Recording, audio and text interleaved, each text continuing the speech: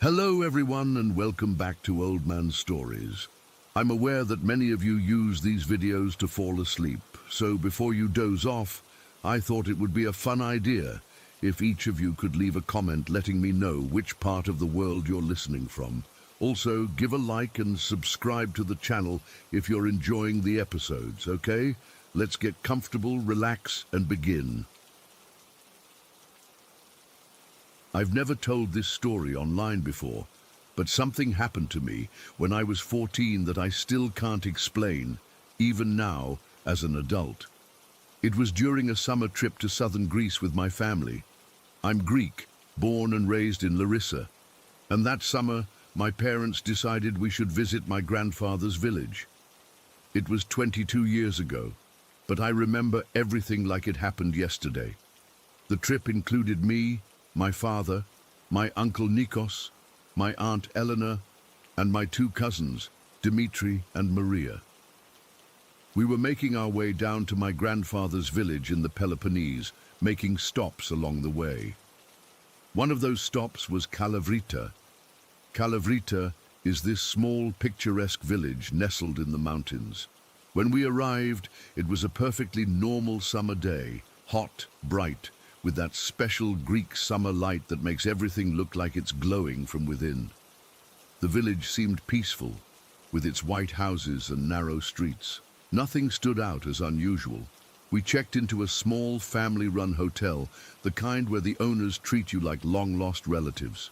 My grandfather, my father's father, was actually born near there and knew the area well.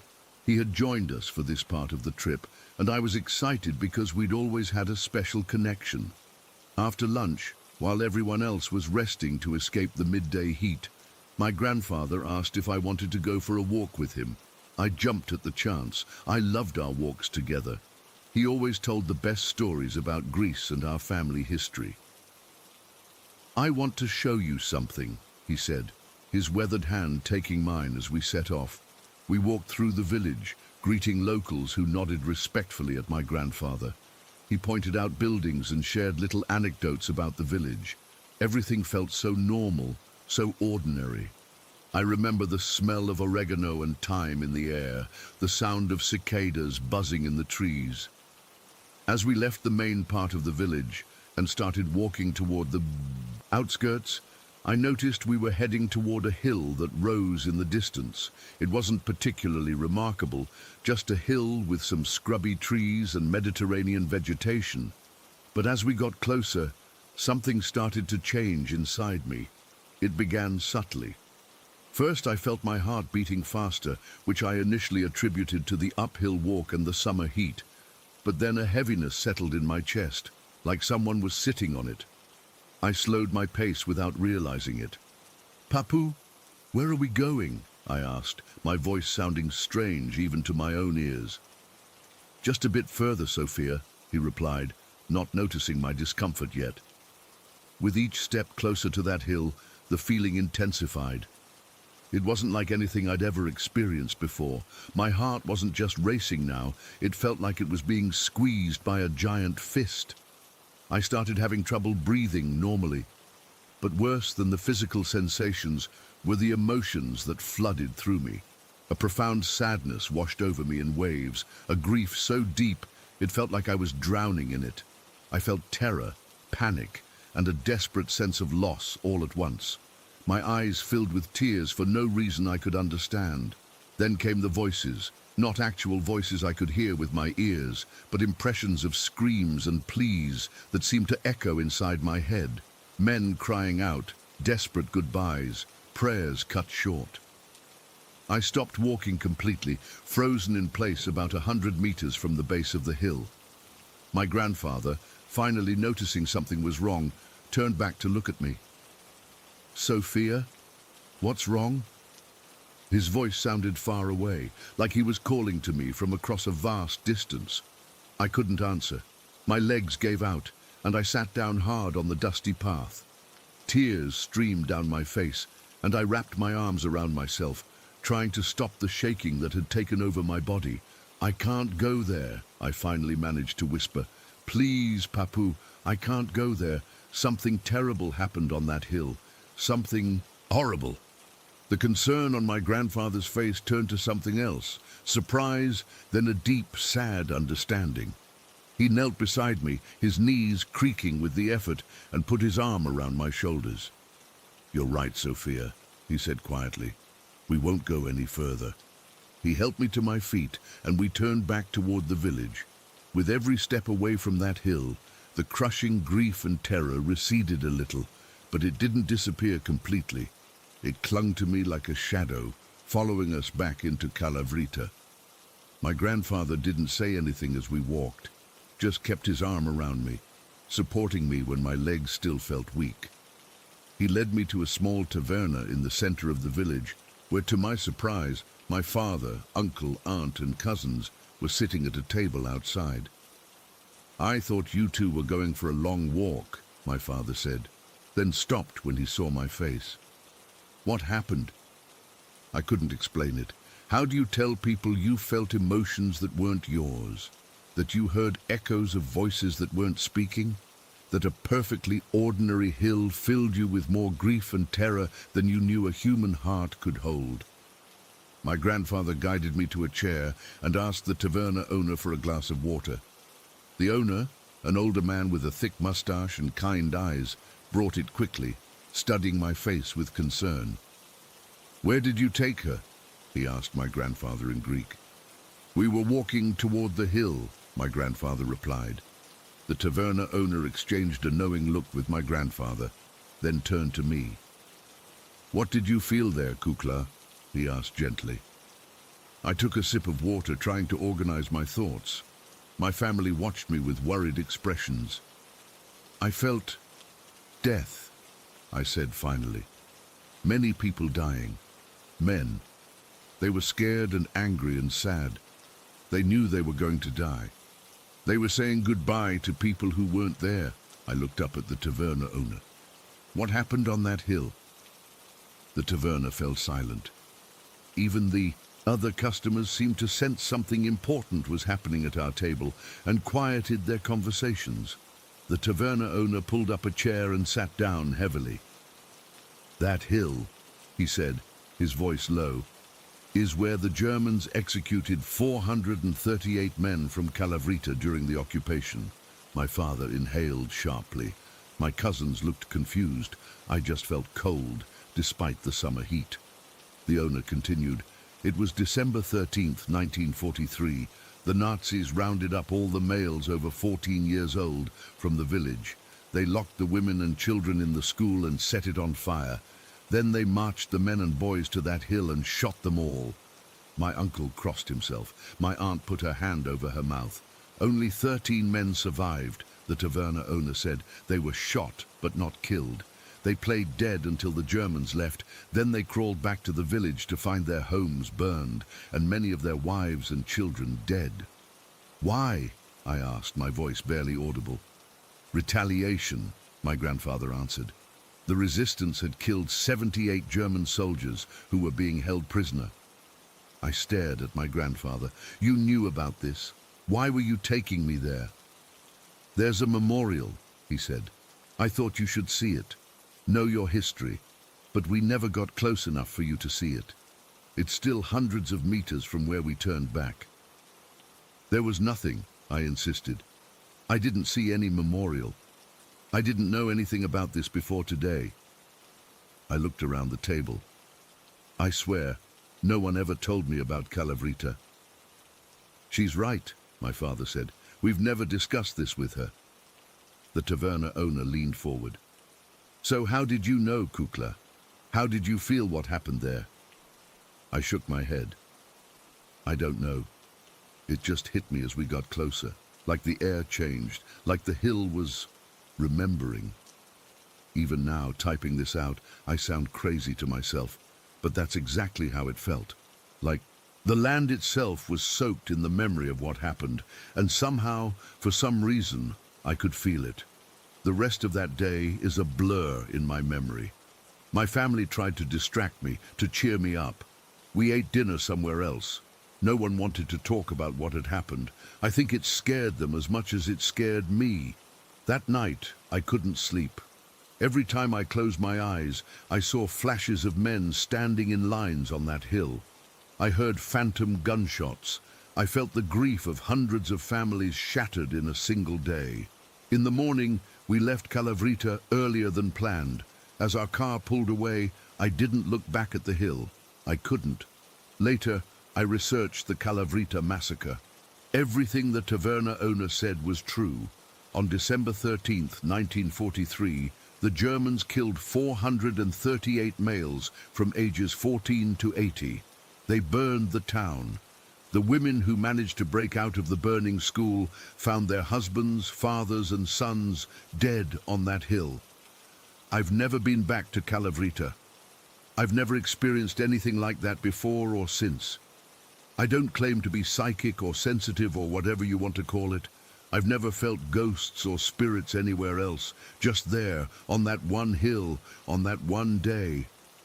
Sometimes I wonder why it happened to me. Was it because I'm Greek and it was my people who suffered there? Was it some kind of genetic memory? Was I somehow connected to someone who died on that hill? Or is it simpler than that? Are some places so soaked in trauma that the land itself remembers, and some of us can accidentally tune into that frequency? I don't have answers. All I know is what I felt that day was real. It wasn't imagination or suggestion. I knew something terrible had happened on that hill before anyone told me. I felt the grief and terror of those men, as if I was standing among them in their final moments. There are places in this world that hold on to their history, and sometimes, when we least expect it, they share it with us, not through words or pictures or memorials, but through feelings so powerful they can bring a 14-year-old girl to her knees on a sunny afternoon in Greece. Story 2. I never really believed in ghosts until I moved into that house with my family 15 years ago. Now, I don't know how anyone could live through what we did and still be skeptical. The weird part is, we're all still living here with our ghost. We even named her Rosie, and honestly, she's kind of become part of the family. It started with my little brother Tommy. He was only 6 at the time, and I was 13. I remember I was doing homework in my room when he came bursting in, tears streaming down his face, totally hysterical.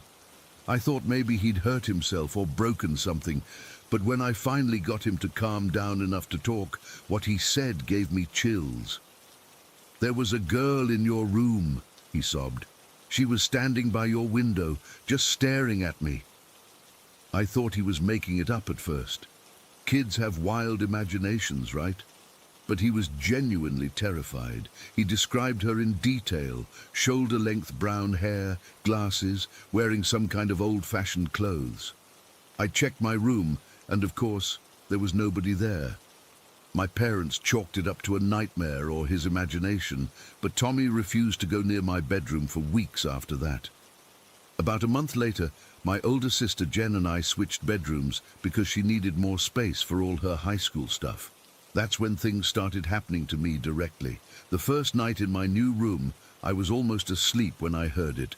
Clear, deliberate knocking on my window. 3 distinct knocks, like someone trying to get my attention. I nearly peed myself. My room was on the 2nd floor, and there was no way anyone could reach that window without a very tall ladder. There weren't even any trees close to the house on that side.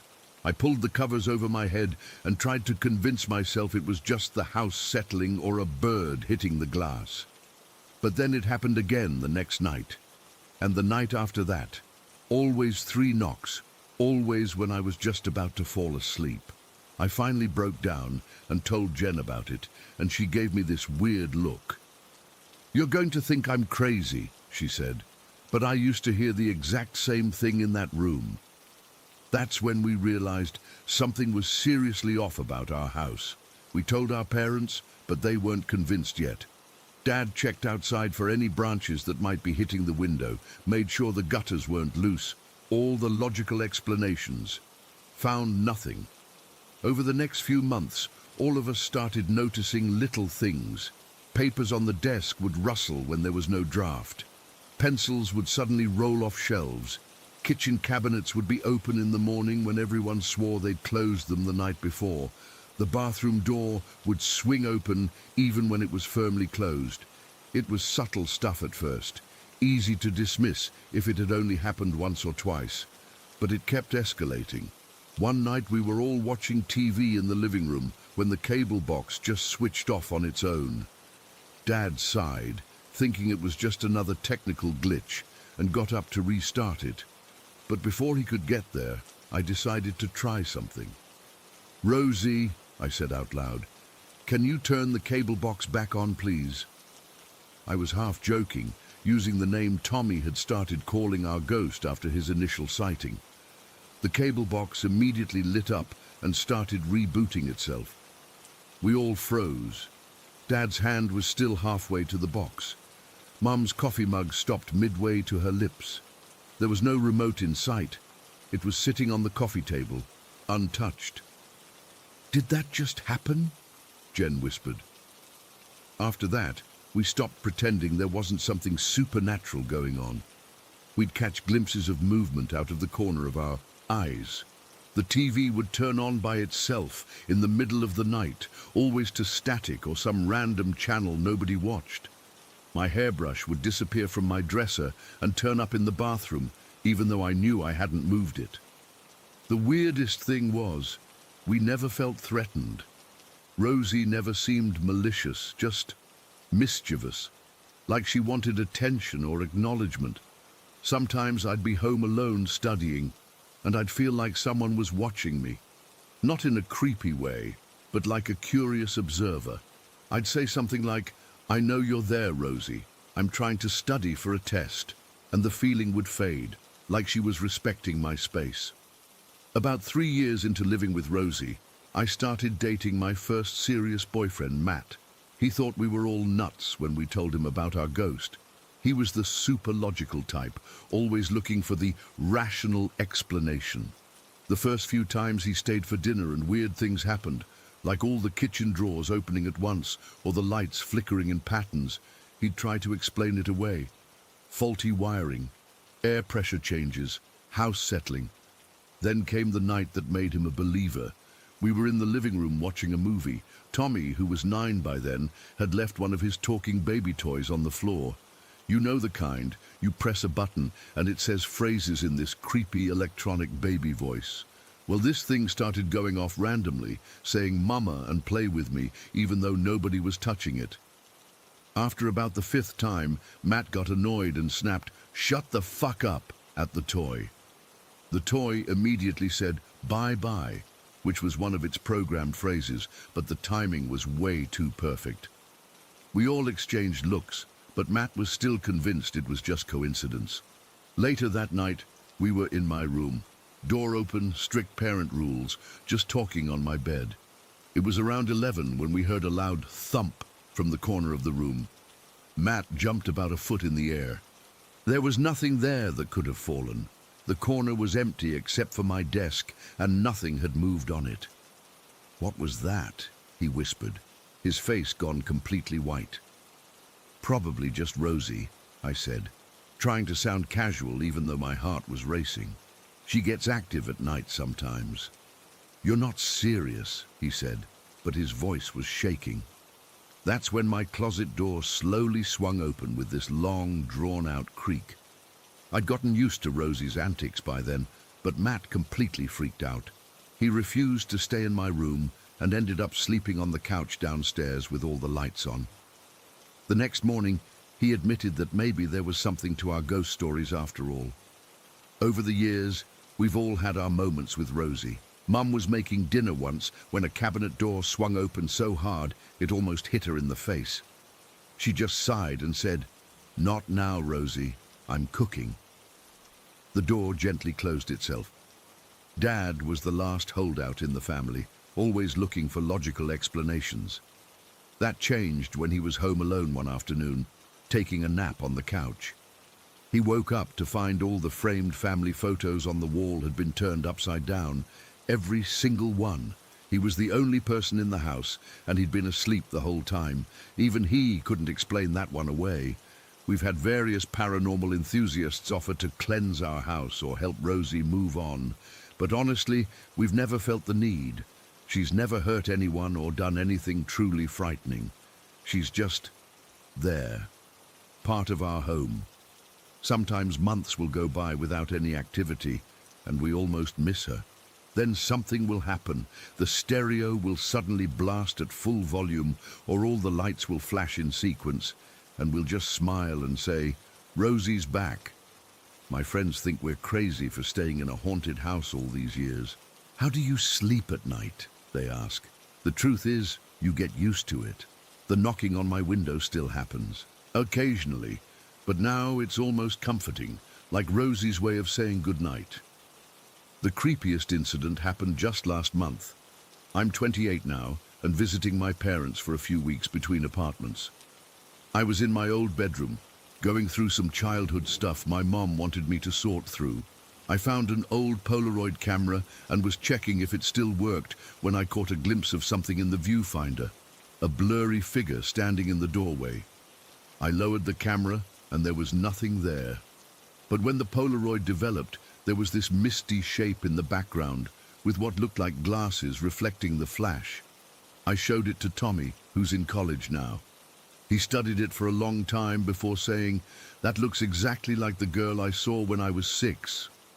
We pinned the photo to the fridge and Mom wrote Rosie on the white space at the bottom.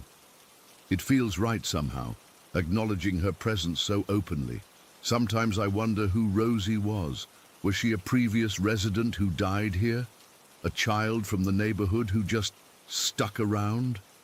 We've researched the history of the house and found nothing tragic or unusual.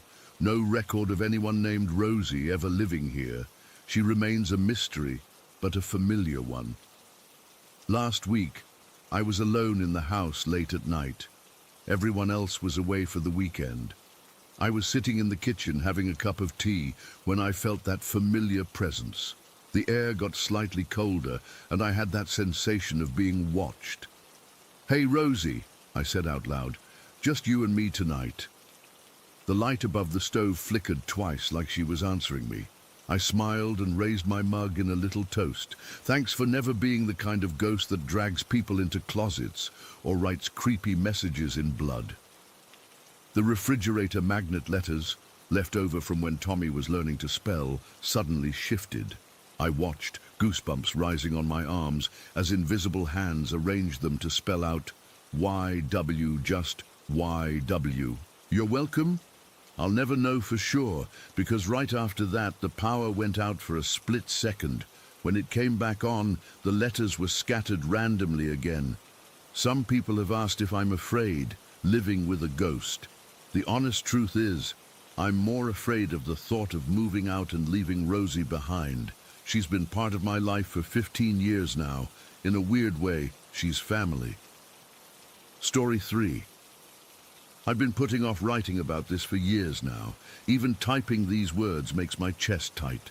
I'm not a superstitious person. I'm not into paranormal stuff. I'm just a normal woman living in the Chicago suburbs with my boyfriend and our dog. What happened that night in August of 2020 has haunted me ever since, and I still can't explain it. It was August 12th. I remember the date because it was the day after my mom's birthday, and we'd had a small family gathering the night before. Summer in Chicago is always hot and sticky, but that night was particularly uncomfortable. One of those nights where the air feels heavy. We'd been inside all evening with the AC blasting because of the heat and humidity. Around 11:30 that night, I needed to let my dog Buster out before bed. He's a pit bull mix, about 60 pounds, super protective of me and the house. Normally, he alerts us to anyone walking by the front of our house, and he's even more vigilant in our backyard. He takes his job as our protector very seriously. Our backyard isn't huge, but it's fully fenced with a 6-foot wooden privacy fence. We live in a fairly typical suburban neighborhood, houses close together, everyone has their own fenced yard, and we all basically live on top of each other. You can always hear kids playing, people mowing their lawns, or neighbors chatting. It's not the kind of place where strange things happen. I remember sliding open our back door, while Buster pushed his way past, my legs eager to get outside. The patio light was on, but it only illuminated the concrete slab extending about 10 feet from the house. The rest of the yard was mostly dark, with just a bit of ambient light from our neighbors' windows and the distant streetlights. Buster immediately went to do his business, and I stood in the doorway, scrolling through my phone. My boyfriend Mike was inside, putting away the last of the dishes before heading to bed. I heard him call out that he'd be right out to say goodnight to Buster, which was our normal routine. I glanced up from my phone to check on Buster and noticed he'd wandered under our patio table. He was crunching on something, probably one of the cicadas that had been everywhere that summer. It was oddly quiet, that kind of heavy silence that sometimes happens at night when even the insects seem to take a break. That's when I saw it. About 20 feet away, near the back of our yard, something was moving toward the house. At first, my brain tried to process it as a person, maybe a neighbor who'd somehow gotten into our yard. But within seconds, I realized this wasn't right. It was tall, definitely taller than Mike, who's 5'9", and it was white. Not like white clothing, but completely, uniformly white, like paper or chalk. It had a human-like shape in the most basic sense, a head, a torso, limbs, but there was something off about the proportions. Its limbs seemed slightly too long, and it moved with this weird fluidity that didn't look natural. The thing that still makes my skin crawl was that it didn't make a sound. Not a single footstep on the grass, no breathing, nothing. When it realized I was standing there, it stopped. I swear it was looking at me, even though I couldn't make out any facial features in the darkness. Just this tall, white figure, standing motionless about 20 feet away from me. I froze, my whole body went cold, and I couldn't move or speak. It felt like my heart stopped beating for a second. Then it turned, not like a person turns, but almost like its entire body pivoted at once, and it moved toward our back fence. It reached the fence in what seemed like 3 or 4 impossibly long strides, and then it did something I still can't explain. It placed just one limb, an arm, I guess, on top of our 6-foot fence and simply lifted itself over in one fluid motion. No struggling, no sound of impact when it landed on the other side. Just gone. The whole thing lasted maybe 10 seconds. 10 seconds that I've replayed in my mind thousands of times since. I finally managed to break out of my frozen state and called for Mike. My voice came out all wrong, high-pitched and shaky. "Mike! Someone just jumped over our fence." Mike rushed outside, asking me what happened. I was stammering, trying to explain what I'd just seen while pointing frantically toward the back fence. I think I was saying something about a person in our yard, but my thoughts were scattered. Mike immediately went to investigate, walking across the yard to check the fence, while I stood rooted to the spot by the door. Buster was still under the patio table, still crunching on his cicada, completely unconcerned. That detail still bothers me so much. Buster, who barks if a leaf blows across our yard, hadn't reacted at all to this thing. As Mike checked the fence, my thoughts started to clear a bit, and the full strangeness of what I'd seen began to sink in. I called out to him, "It wasn't normal, Mike. It was all white, like completely white." He looked back at me with confusion, then climbed up on our garden bench to peer over the fence into our neighbor's yard. Their lights were off, and there was no sign of anyone or anything moving back there. "How tall was this person?" Mike asked, jumping down from the bench. "Taller than you," I said, "by several inches at least. And it wasn't wearing clothes exactly. If it had anything on, it was like a one-piece thing. But mostly it was just white, all white." Mike gave me that look, the one that says he's trying to be supportive but thinks I might be overreacting. He suggested it was probably just a neighbor who'd accidentally ended up in our yard and got scared when they saw me. "But how did they get in? And how did they get out so fast?" I asked. "All the yards behind and next to ours are fenced and have locked gates. There's no alley access. To get into our yard, someone would need to climb multiple fences, and to escape, they'd need to do the same." And Mike, it made no sound, None. Not when it was walking, not when it jumped the fence. Nothing. Mike walked the perimeter of our yard, checking for any signs of disturbance. He even went out front and walked around the block to see if he could spot anyone suspicious. Nothing. When he came back, he found me sitting on the patio steps, shivering despite the warm night. Buster had finally finished his cicada and was lying at my feet, completely relaxed. Mike sat next to me and put his arm around my shoulders. "You're freezing," he said, rubbing my arm. I couldn't explain the physical reaction I was having. Yes, I was scared. Anyone would be after seeing someone in their yard at night. But this was different. It was like my body was responding to something my conscious mind couldn't fully process. I had goosebumps all over, and this deep sense of wrongness had settled into my chest. It wasn't just adrenaline, it was dread. "I don't think it was a person," I finally said, my voice barely above a whisper. Mike didn't say anything for a moment. Then, "What do you think it was?" I shook my head. "I don't know." We went inside after that. Mike locked all the doors and windows, even though we both knew that whatever I'd seen had left our property. I couldn't sleep that night. I kept replaying those few seconds in my mind, trying to make sense of what I'd seen. The next day, Mike checked with our neighbors to see if anyone had noticed anything unusual. The night before, no one had seen or heard anything strange. No one reported any break-ins or suspicious activity. It was as if this thing had appeared in our yard and then completely vanished. I've spent so much time since then trying to rationalize what I saw. Maybe it was someone in a white jumpsuit or costume, but why would they be in our yard, and how did they move like that? Maybe it was a trick of the light. But the image is so clear in my memory. This tall, white figure that moved with unnatural grace and silence. The part that still gets me is Buster's reaction, or lack thereof. This dog, who goes ballistic if a delivery person comes to the front door, didn't even look up from his cicada when this thing was in our yard. It's like he didn't perceive it at all, which makes me wonder if what I saw was even physically there in the way we understand physical presence. I've never been one to believe in the supernatural or aliens or any of that stuff. I've always been firmly grounded in reality, but what I saw that night doesn't fit into the reality I know, and that terrifies me more than anything. It's been 3 years now, and I've never seen anything like it again. Sometimes I almost convince myself it was just a weird dream or hallucination.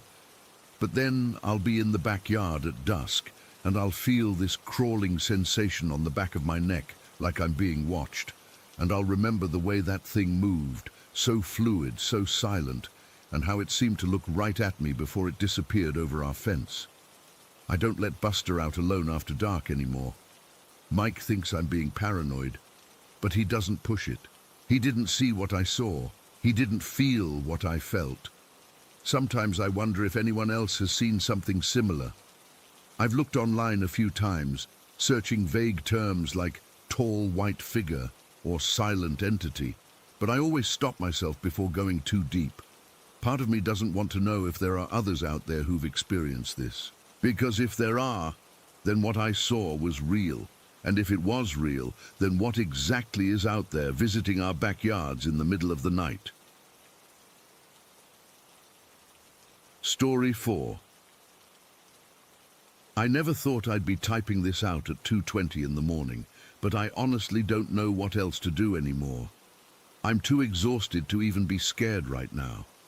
My hands are still shaking from what just happened about 30 minutes ago, and I know if I try to go back to sleep, it'll just start all over again. I used to be such a skeptic.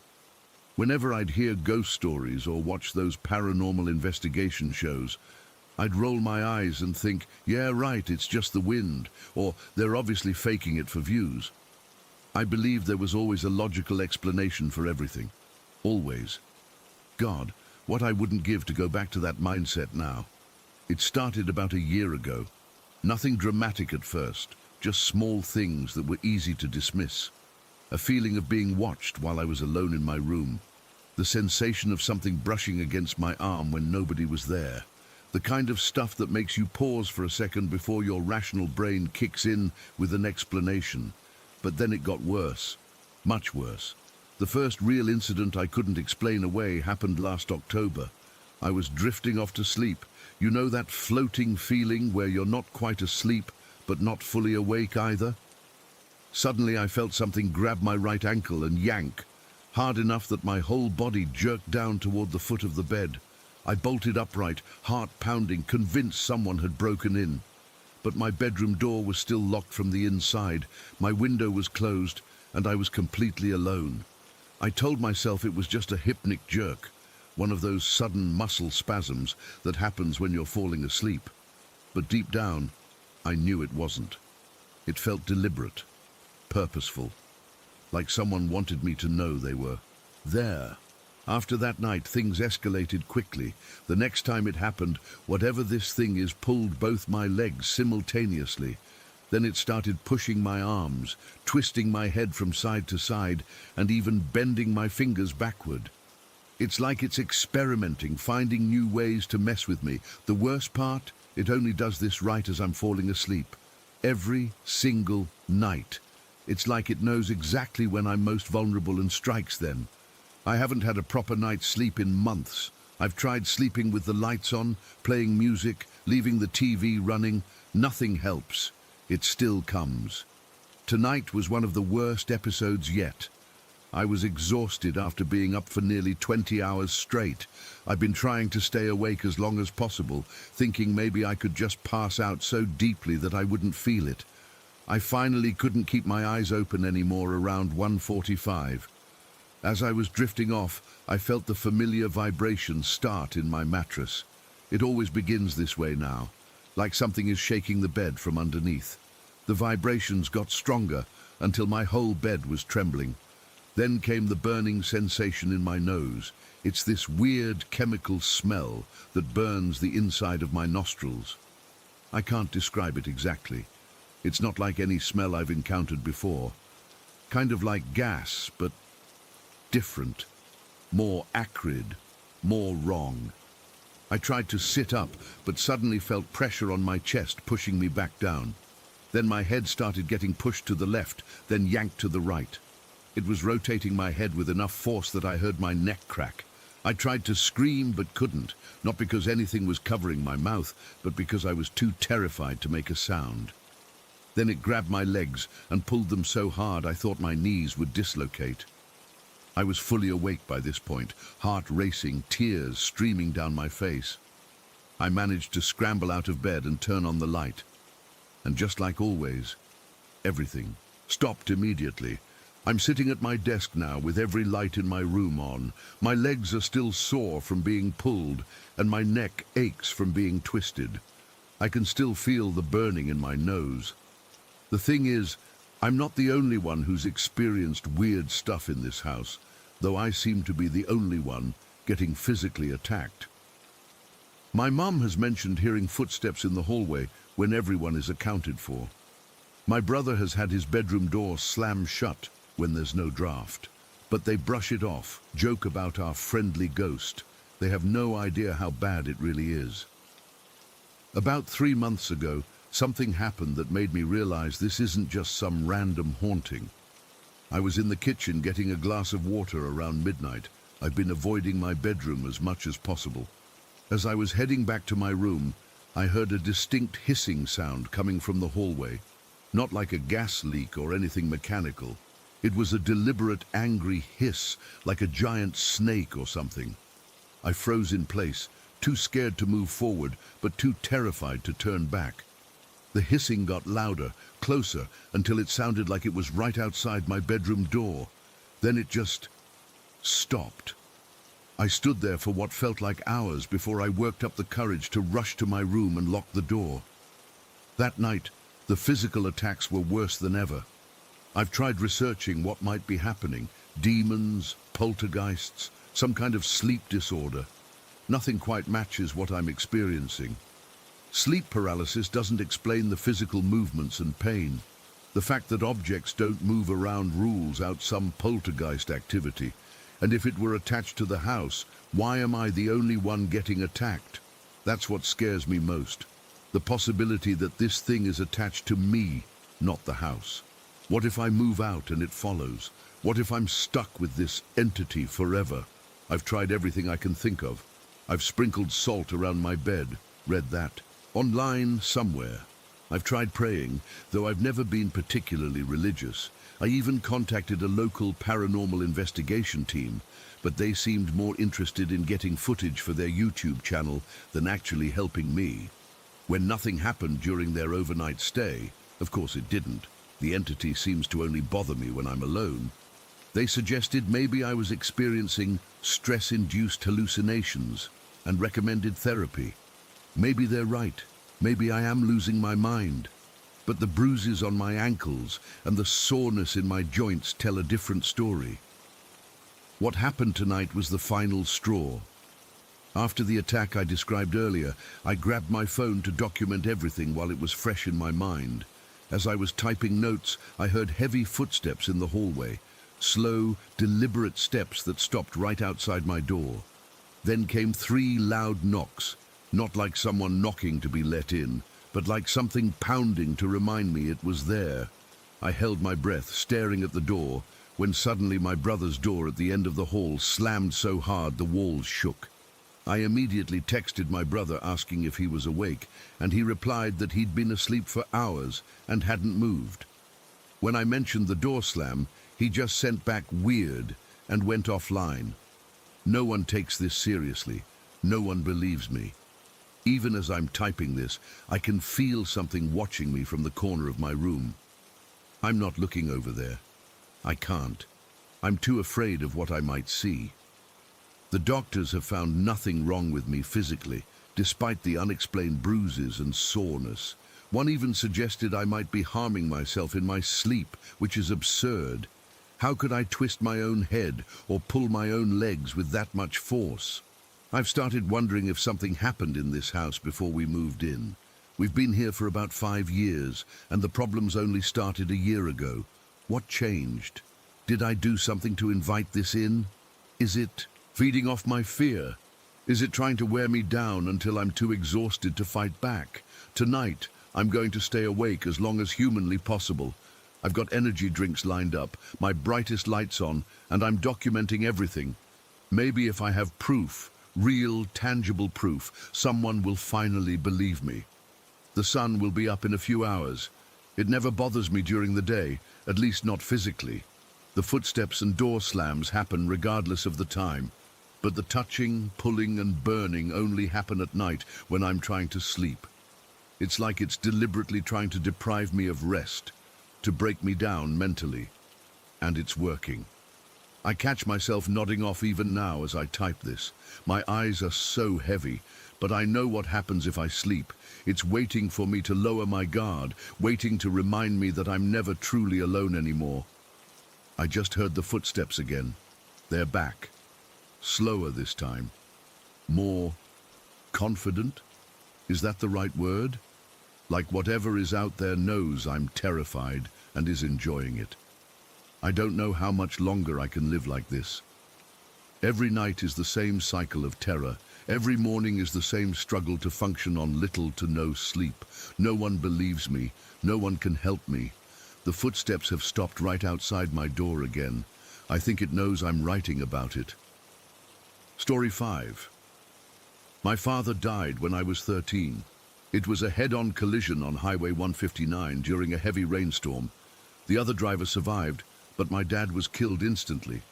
I never got to say goodbye. I never got closure. For 20 years, I've carried that wound with me, that feeling of conversations left unfinished. Last October marked the 20th anniversary of his death. Emma never got to meet her grandfather, but I've told her so many stories about him that she feels like she knows him. How he used to take me fishing at Lake Erling. How he'd make pancakes, shaped like animals every Sunday morning.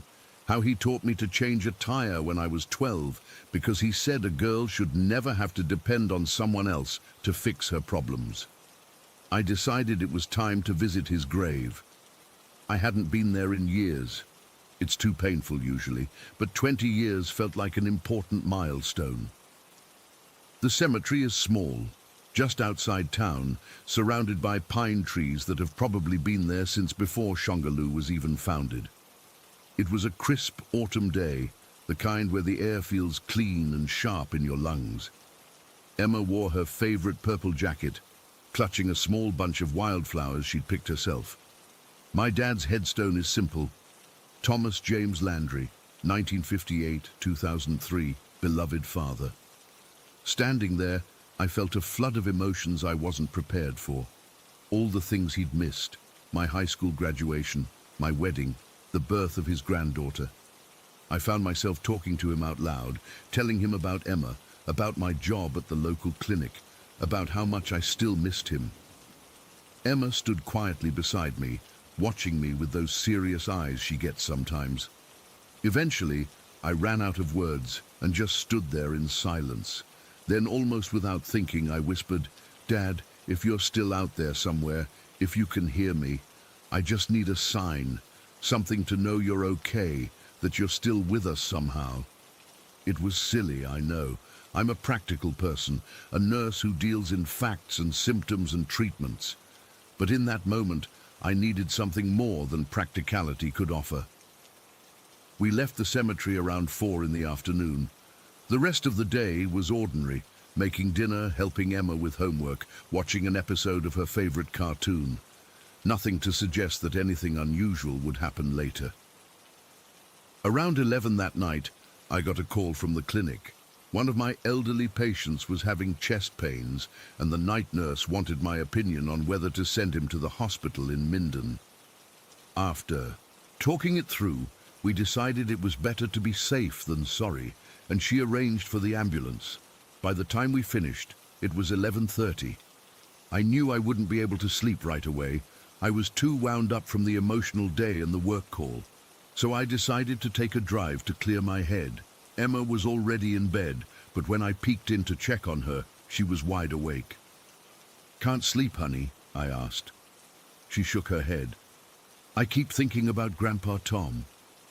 I hesitated for a moment, then said, "Want to go for a little drive? Just you and me?" Her face lit up. I know it probably wasn't the most responsible parenting decision, letting her get out of bed that late, but sometimes you just follow your instincts. I helped her into her coat, and we headed out to the car. Shongaloo is surrounded by back roads and forest land. There's something peaceful about driving those roads at night. The way the headlights carve a path through the darkness, the rhythm of the tires on the asphalt. Emma was quiet in the back seat. I'm strict about her not sitting in front until she's bigger, just watching the trees slip by outside her window. We were on Old Sarepta Road, about 5 miles from town. It's a winding stretch with thick woods on both sides, hardly any houses around. The moon was almost full, casting everything in a pale silver glow between the shadows. The radio was playing softly, some old country song my dad used to like. That's when it happened. It's hard to describe exactly what I felt first. It was like all the sound got sucked out of the world, not just the radio and the car engine, but everything. The crickets, the wind in the trees, even the sound of my own breathing. And at the same time, everything seemed to slow down, like we were suddenly moving through syrup instead of air. I glanced at the dashboard clock, and the digital numbers seemed frozen between 1 second and the next. My hands on the steering wheel felt disconnected from my body. Then I saw it. On the passenger side of the road, maybe 50 feet ahead, was a light, but not like a flashlight or a car headlight. This was a perfect sphere of blue light, so bright it hurt to look directly at it, but I couldn't look away. It was massive, I'd guess about 6 feet in diameter, and it was hovering about 4 feet off the ground. I eased my foot off the gas, not consciously deciding to slow down, but responding to some primal instinct. The car drifted forward, and the sphere of light began to move too. It floated, there's no other word for it, across the road in front of us, moving with a deliberate slowness that seemed impossible for anything natural. The light it cast wasn't like normal light. It didn't just illuminate things, it transformed them. The trees, the road, even my hands on the steering wheel looked different, more defined, more real somehow, with colors I can't even name. As it crossed in front of us, I could feel a kind of pressure in the air, like the heaviness before a thunderstorm, but more concentrated. The hairs on my arms stood up, and I had the distinct sensation of being watched. Not in a threatening way, but with intense interest. The sphere reached the other side of the road and paused for what felt like an eternity, but was probably only seconds. Then, without warning, it simply vanished. Not faded, not moved away. Just there one moment and gone the next. The instant it disappeared, sound came rushing back like a physical force. The radio, which had been silent, suddenly blasted music so loud that I jumped. The engine roared as if I'd stepped on the gas, though my foot was barely touching the pedal. The dashboard clock jumped ahead by almost 3 minutes. I slammed on the brakes, the car skidding slightly on the asphalt. My heart was pounding so hard I could feel it in my throat. My hands were shaking uncontrollably on the wheel. "Mommy!" Emma's voice from the back seat sounded small and far away. "Mommy, did you see that?" I couldn't answer at first. My mouth was dry, my thoughts scrambled. I pulled the car onto the shoulder and put it in park, then turned around to look at her. Her face was pale in the dim light, her eyes huge, but she didn't look scared. She looked awestruck. "That was Grandpa Tom," she said with absolute certainty. "That was him saying hello." I wanted to tell her no, that wasn't possible, that there had to be some logical explanation. Ball lightning maybe, or some weird atmospheric phenomenon. But the words wouldn't come, because deep down, in a place I rarely acknowledge, I felt it too. That wasn't just a light. There was a presence there, a consciousness. And somehow, impossibly, it felt familiar. We sat there on the side of the road for maybe 20 minutes, neither of us speaking much. Emma eventually fell asleep in her seat, but I stayed awake, staring out at the dark road, half expecting, hoping even, that the light would return. It didn't, but something had changed inside me. The gnawing emptiness I'd carried since my father's death felt, not gone exactly, but different, like a wound that had finally begun to heal. We drove home in silence, Emma sleeping peacefully in the back. I carried her inside and tucked her into bed, then sat in my living room until dawn, trying to make sense of what we'd seen. In the morning, I half expected Emma to have forgotten about it, or to have mixed it up with a dream, but as soon as she came downstairs for breakfast, she asked, "Do you think Grandpa Tom will visit us again?" I've spent months trying to find a rational explanation for what we saw that night. I've researched everything from electrical phenomena to optical illusions to hallucinations. None of it fits exactly what we experienced. The strangest part is that I'm not afraid anymore. Not of death, not of the unknown. Because for those few moments on that dark Louisiana road, the barrier between this world and whatever comes next felt thin enough to reach through. And on the other side was something beautiful and familiar. Emma talks about her glowing grandpa sometimes, matter-of-factly, like it's the most normal thing in the world that her grandfather visits as a ball of blue light. Maybe children are better at accepting the impossible. I've never told anyone else about this until now. Who would believe it? But I know what we saw. I know what we felt. And I know that my prayer in the cemetery was answered in the most extraordinary way. I still drive that stretch of old Sarepta Road sometimes, late at night when Emma's asleep and the house feels too quiet. I never see the light again, but I feel watched over, protected. Maybe that's all any of us can ask for. Not proof that our loved ones are still with us, but moments when the possibility feels real enough to sustain us. A brief, brilliant glimpse across the divide that reminds us love doesn't end when life does. Story 6. I've never told this story to anyone outside my closest circle because I know how it sounds, but I need to get this off my chest, and maybe someone here has experienced something similar. This happened during my junior year at Lakeside University. I was a psychology major, excited about my cognitive psychology class with Professor Harmon. He had this reputation for being eccentric but brilliant, and his classes always filled up fast. Looking back, I should have paid attention to the warning signs, but hindsight is 20/20, right? 3 days before everything went to hell, I had this dream that felt different from normal dreams. You know how sometimes you wake up and you can just tell a dream meant something? This was like that, but way more intense. In the dream, I saw Professor Harmon dressed all in black, which was weird because he usually wore these dorky tweed jackets with elbow patches. He was showing our class this disturbing video with insects, crawling everywhere, and then he started passing out permission slips for hypnosis. There was this blonde woman I didn't recognize who snapped her fingers, and suddenly everyone in the class was hypnotized. The worst part was when she started placing locusts in everyone's mouths. I woke up gasping for air, feeling like I could still taste them. I brushed it off as pre-exam anxiety. Big mistake. Fast forward to Thursday. I was running late to Professor Harmon's class after my car wouldn't start. When I finally rushed into the lecture hall, something felt off. The lights were dimmer than usual, and as I slid into my seat, I swear I heard someone whisper, "Leave now," right next to my ear. I turned, but the person next to me was staring straight ahead at the projector screen. Professor Harmon looked different that day. He was wearing all black, just like in my dream. My stomach dropped, but I told myself it was just a coincidence.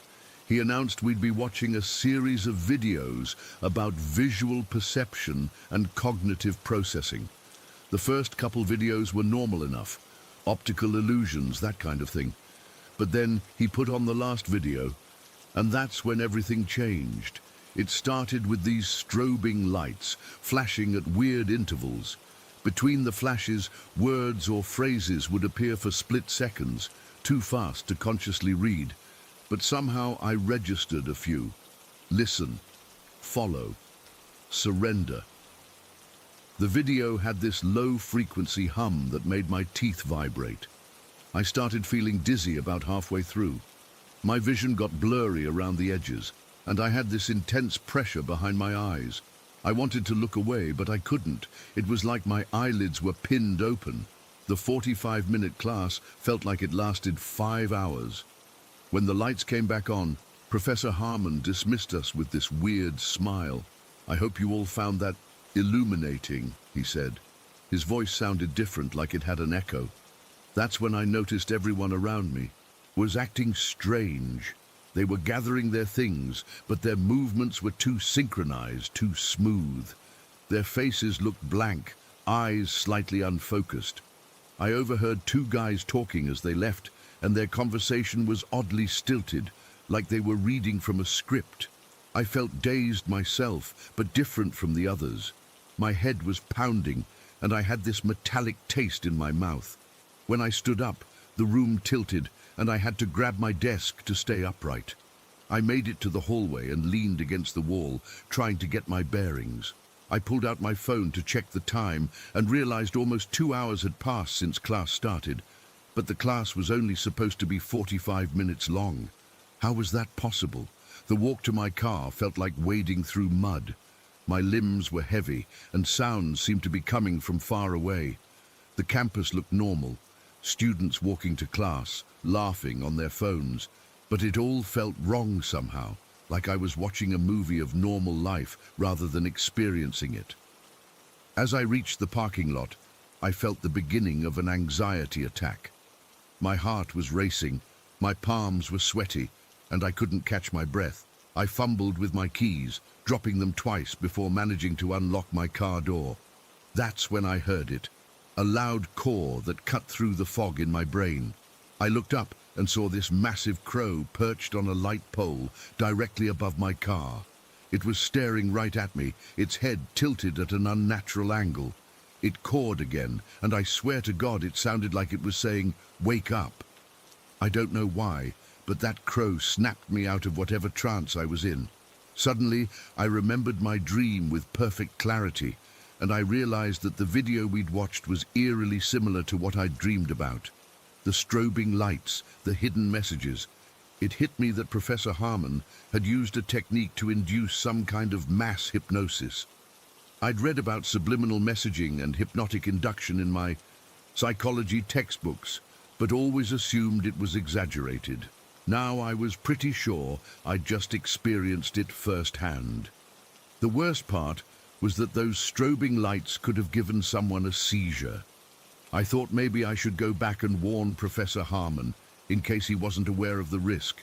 I turned toward the psychology building and froze. Professor Harmon was sitting in his car 3 spaces down from mine, just watching me.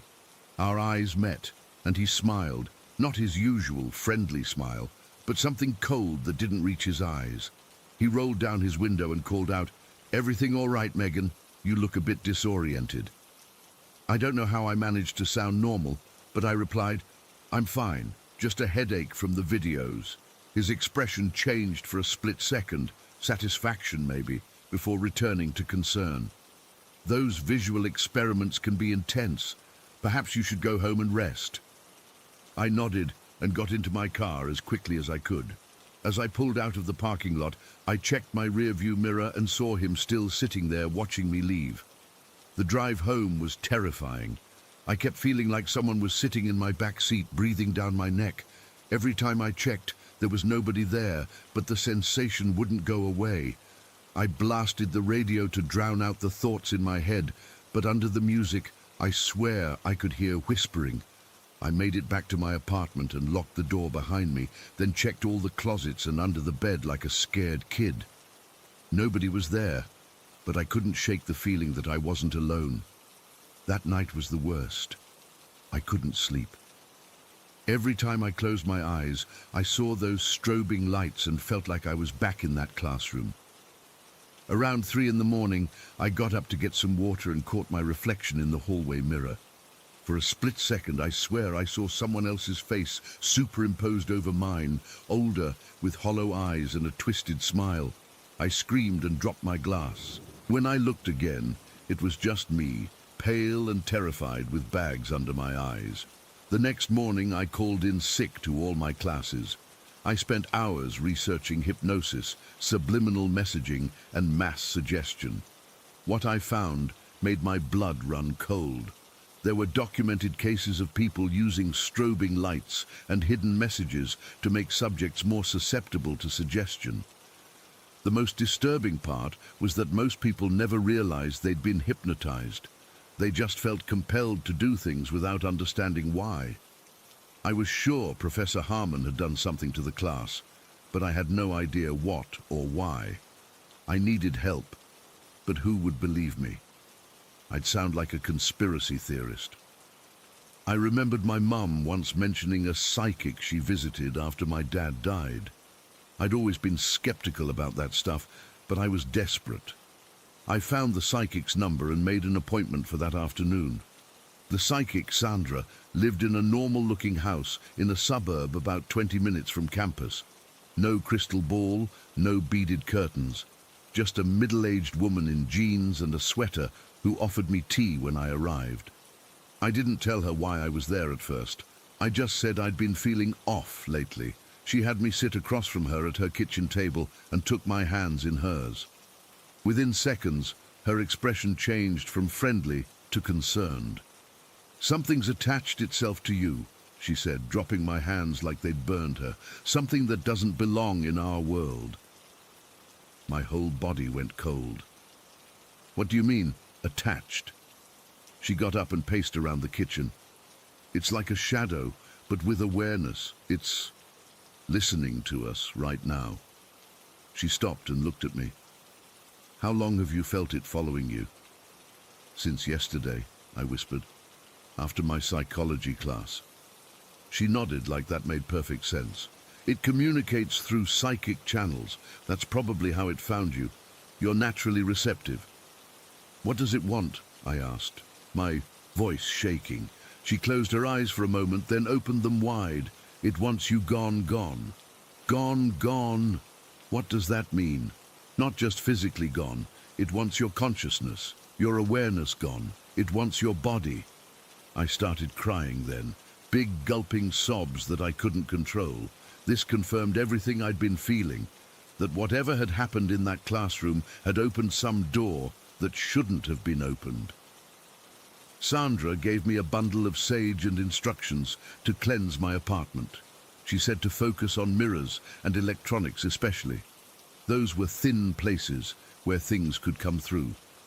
She also gave me a small pouch of salt and herbs to carry with me. Whatever you do, she warned as I was leaving, don't go back to that class and stay away from the professor. I spent that evening sage cleansing every inch of my apartment.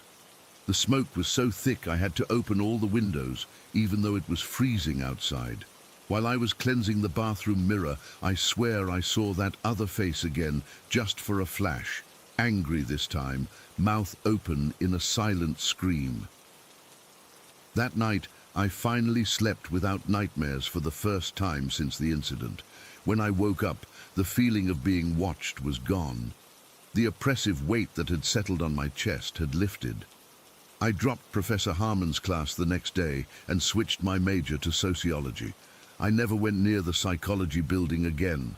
I've heard rumors that several students from that class have had nervous breakdowns or dropped out entirely, but I've been too afraid to reach out to any of them. It's been 8 months now, and most days I can convince myself it was all in my head. Some weird combination of sleep deprivation, suggestion, and anxiety.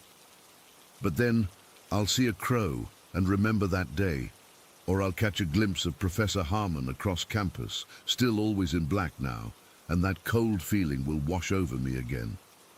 I still don't know what happened in that classroom or what attached itself to me. Was it some kind of psychological experiment gone wrong, or something more sinister?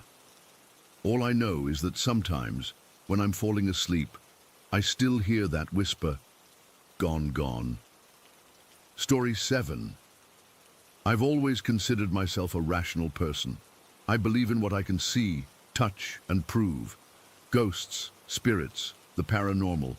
That's all just stories people tell when they can't explain something. At least, that's what I thought until last November. My friend Leon had been texting me for weeks about weird stuff happening in his apartment. I brushed it off at first. Everyone hears strange noises in old buildings, right? Leon's different from me. He's always been interested in spiritual things, reads tarot cards, and has crystals all over his place. I figured he was just freaking himself out. But then his messages got more specific. He'd wake up feeling like someone was watching him. He'd see shapes in his peripheral vision that vanished when he turned to look. The final straw came when he called me at 3 in the morning, totally panicked. "Thomas, I swear to God, there was someone standing in my living room," he said, his voice shaking. I got up to get some water and I saw a figure just standing there. When I turned on the light, there was nothing. I still didn't really believe him, but he sounded genuinely terrified. Leon's lived alone since his breakup last year, just him and his cat Milo in this old apartment building downtown. The place is from the 1920s, all high ceilings and creaky floors. Beautiful, but definitely the kind of place where your mind can play tricks on you. "You're just stressed," I told him. "Or maybe Milo knocked something over." "It wasn't Milo," he insisted. "He was hiding under the bed, fur all puffed up. He wouldn't come out for hours." After a few more days of these calls, I finally agreed to come over. Not because I believed his apartment was haunted, but because I was worried about my friend's mental state. November 8th, 2021. That's a date I'll never forget. I arrived around 7 in the evening. The sun had already set, and it was one of those cold November nights where the air feels sharp in your lungs. Leon's building has those old-style front doors with the heavy glass and metal frames that make a distinctive sound when they close behind you. The lobby always smells like a mix of old wood and the lemon polish the building manager uses. I took the elevator to the 4th floor. Leon was waiting at his door, looking like he hadn't slept in days. Dark circles under his eyes, hair unwashed, wearing the same hoodie I'd seen him in last week on our video call. "Thanks for coming," he said, stepping aside to let me in. I noticed he glanced nervously down the hallway before closing the door. The moment I stepped into his apartment, something felt wrong. I can't explain it any better than that. It wasn't anything I could see or hear. The place looked normal. Leon's usual clutter of books and art supplies, the small kitchen with dirty dishes in the sink, Milo perched on the windowsill watching the street below. But there was this heaviness in the air, like the feeling right before a thunderstorm. "You feel it too, don't you?" Leon asked, watching my face. I didn't want to admit it, but yeah, I did. "It's probably just the heating system," I said. "Old buildings get weird air pressure sometimes." Leon didn't argue, but I could tell he didn't buy my explanation. We sat on his couch, and he started telling me about all the things that had been happening. Lights turning on by themselves, objects moving slightly overnight, and the constant feeling of being watched. As he talked, I kept getting distracted. I couldn't shake the sensation that there was someone else in the apartment with us. I'd find myself turning to look over my shoulder, expecting to see someone standing in the kitchen doorway. Each time, there was nothing there. "I'm thinking of moving out," Leon said. "I know my lease isn't up until April, but I can't keep living like this." "Don't be dramatic," I replied, even though part of me was starting to understand his fear. "Let's check for drafts or loose floorboards. There's always a logical explanation." We spent about an hour going through the apartment. I checked the windows, all sealed tight, looked for evidence of mice or rats, nothing, and even examined the heating vents. Leon followed me around, Milo trailing behind us, staying unusually close to his owner's heels. The entire time, that uncomfortable feeling grew stronger. It was like being in a room with someone who's silently furious with you. That tension you can practically taste. By the time we finished our inspection, I was sweating despite the cool temperature in the apartment. "See? Nothing," I said, trying to sound confident.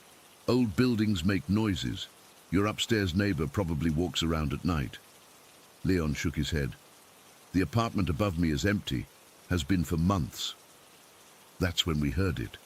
A distinct thud from the bedroom. Leon and I looked at each other, and I saw genuine fear in his eyes. Milo's ears flattened against his head. "Probably just something falling," I said, but my voice sounded hollow even to me. We walked to the bedroom doorway together. Nothing looked disturbed. The bed was unmade, clothes scattered on the floor, typical Leon mess. But the temperature in the room was noticeably colder than the rest of the apartment. "This happens all the time," Leon whispered. "It gets cold in random spots, sometimes the bedroom, sometimes the bathroom." I wanted to leave. Every instinct in my body was screaming at me to get out of that apartment. I'm not proud of it, but I couldn't take it anymore. "Look, I think I should go," I said, backing toward the front door. "Maybe you should stay at your mom's for a few days. Clear your head." Leon looked disappointed, but not surprised. "You believe me now, don't you?" "I believe you're experiencing something," I said carefully, "but I don't know what it is." Leon sighed. "Let me grab Milo's carrier. If I'm leaving, he's coming with me." "I'll wait outside," I told him, already reaching for the door handle. "Text me when you get to your mom's, okay?" Leon nodded and headed to the closet where he kept Milo's carrier. I stepped into the hallway, feeling immediate relief as soon as I crossed the threshold. It was like stepping out of a fog I hadn't realized I was in. And that's when it happened. I was standing maybe 2 feet from the doorway when Leon's apartment door, this massive heavy wooden door that always stuck slightly when you tried to close it, slammed shut with a force that seemed impossible. The sound was deafening in the quiet hallway, like a gunshot. The door didn't just close. It slammed with such violence that I felt the air pressure change around me. My heart nearly stopped. I stood frozen, staring at the closed door, trying to process what had just happened. There was no draft, no wind. The hallway windows were closed, and that door, That heavy old door that Leon always had to push with his shoulder to close properly had moved with a speed and force that defied explanation. Before I could even react, I heard Leon yell from inside. Then the door burst open again, and he stumbled out into the hallway, Milo clutched against his chest. The cat was hissing, his fur standing on end. Leon's face was white as paper. "Did you do that?" he gasped. "Did you slam the door?" I shook my head, unable to find words. "We need to go," Leon said, his voice shaking. "Now!" We practically ran down the 4 flights of stairs. Milo was squirming in Leon's arms, desperate to get away. When we reached the building's entrance, Leon set the cat down, and Milo bolted through the lobby like something was chasing him, stopping only when he reached the glass front doors. Outside, standing on the sidewalk in the cold November air, we finally looked at each other. Leon was trembling, and I realized I was too. "That door weighs a ton," Leon said quietly. "It's practically impossible to slam. You know how I always have to push it hard to get it closed?" I nodded. I'd seen him struggle with that door countless times. "And there's no way it was the wind," he continued. "All the windows were closed. The balcony door was locked. Maybe it was pressure changes in the building," I suggested weakly, still clinging to rational explanations. "Air can get trapped in old ventilation systems." But even as I said it, I knew it was bullshit.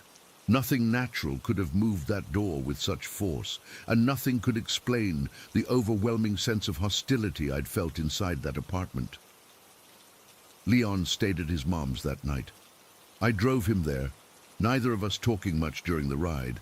Milo sat in his carrier on the back seat, unusually quiet, except for the occasional low growl. The next day, I went back to Leon's building. I told myself I was just checking to make sure he hadn't left anything important behind, but really, I needed to prove to myself that there was a logical explanation. In daylight, the building seemed normal. I even spoke to the building manager, an older guy named Rick, who'd been there for decades. I casually asked if the building had ventilation issues or problems with doors slamming. "Doors slamming," he repeated, looking confused.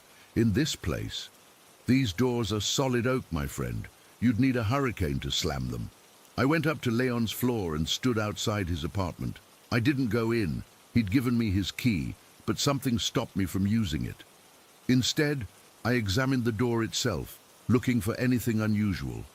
It was just a door, a big, heavy, old wooden door with a brass knob and 3 locks. I checked the hallway windows, all closed. I even went up to the empty apartment, above Leon's, and peeked through the mail slot. Just an empty, dusty space. There was no explanation, no draft, no wind, no structural issue that could have caused what happened. Leon moved out the following week. He broke his lease, lost his security deposit, and didn't care. He stayed with his mom until he found a new place in January. The weird thing is, after he moved out, nothing strange happened in that apartment. The new tenants, a young couple with a baby, have lived there for almost a year now with no issues. Sometimes Leon and I talk about that night, usually after a few beers when our guards are down. He's still convinced his apartment was haunted. Me? I don't know what I believe anymore. I can't explain what happened, but I know what I felt. That crushing sense of unwelcome, of being watched by something that didn't want us there. And that door, the impossible force that slammed it shut. I've spent a year trying to find a rational explanation, and I've got nothing. All I know is that I'll never forget the sound of that door slamming, or the look on Leon's face when he ran out of that apartment. Some things just can't be explained, and maybe that's the scariest part of all. Story 8. I've never told this story to anyone outside my immediate family. Even typing this out now, my hands are shaking and I keep looking over my shoulder. I guess I need to get this off my chest because it's been haunting me for 25 years, and honestly, I don't know how much longer I can handle it. The dream started when I was about 5, always the same abandoned house. The weird thing was, the outside of the house changed. Sometimes it was a Victorian mansion, other times a small cottage, occasionally a ranch-style home, but the inside was always identical. I could map out every hallway, every room, especially the basement. God, that basement. Just thinking about it makes my stomach turn. In the dreams, there was always this old woman. I never saw her face clearly, just glimpses, a wisp of grey hair disappearing around a corner, the shadow of a hunched figure at the end of a hallway, the sound of laboured breathing. But I knew she was there, watching me, waiting for me. When I was little, the dreams were like a twisted game of hide and seek. I'd be hiding in a closet or under a bed, heart pounding in my ears, trying not to make a sound. I somehow understood that if she found me, something terrible would happen. I'd wake up sweating, my throat raw from trying to scream. My parents thought they were just nightmares. Kids have nightmares, right? But they didn't understand that these weren't normal. The consistency, the details, the way the third step on the basement stairs always creaked, the water stain on the ceiling of the master bedroom that looked like a screaming face, the chipped blue paint in the bathroom that resembled a hand reaching out. These details never changed, no matter what the outside of the house looked like. When I hit 13, the dreams evolved into something worse. Sleep paralysis. I'd wake up in my bed, unable to move, and she'd be there in my room. I couldn't see her, but I could feel her presence, smell her, like mothballs and something rotten. She would lean close to my ear and whisper in this horrible, gravelly voice, "You're still asleep, Eliza. You'll always be asleep." I'd try to scream, to move, but couldn't. Sometimes it felt like hours before I actually woke up gasping for air. My mum would come running in, but by then the room was empty. Just me, terrified out of my mind. I tried everything, sleeping pills, meditation, therapy. Nothing worked. The therapist suggested they were stress dreams, manifestations of anxiety, but they felt so real. Too real.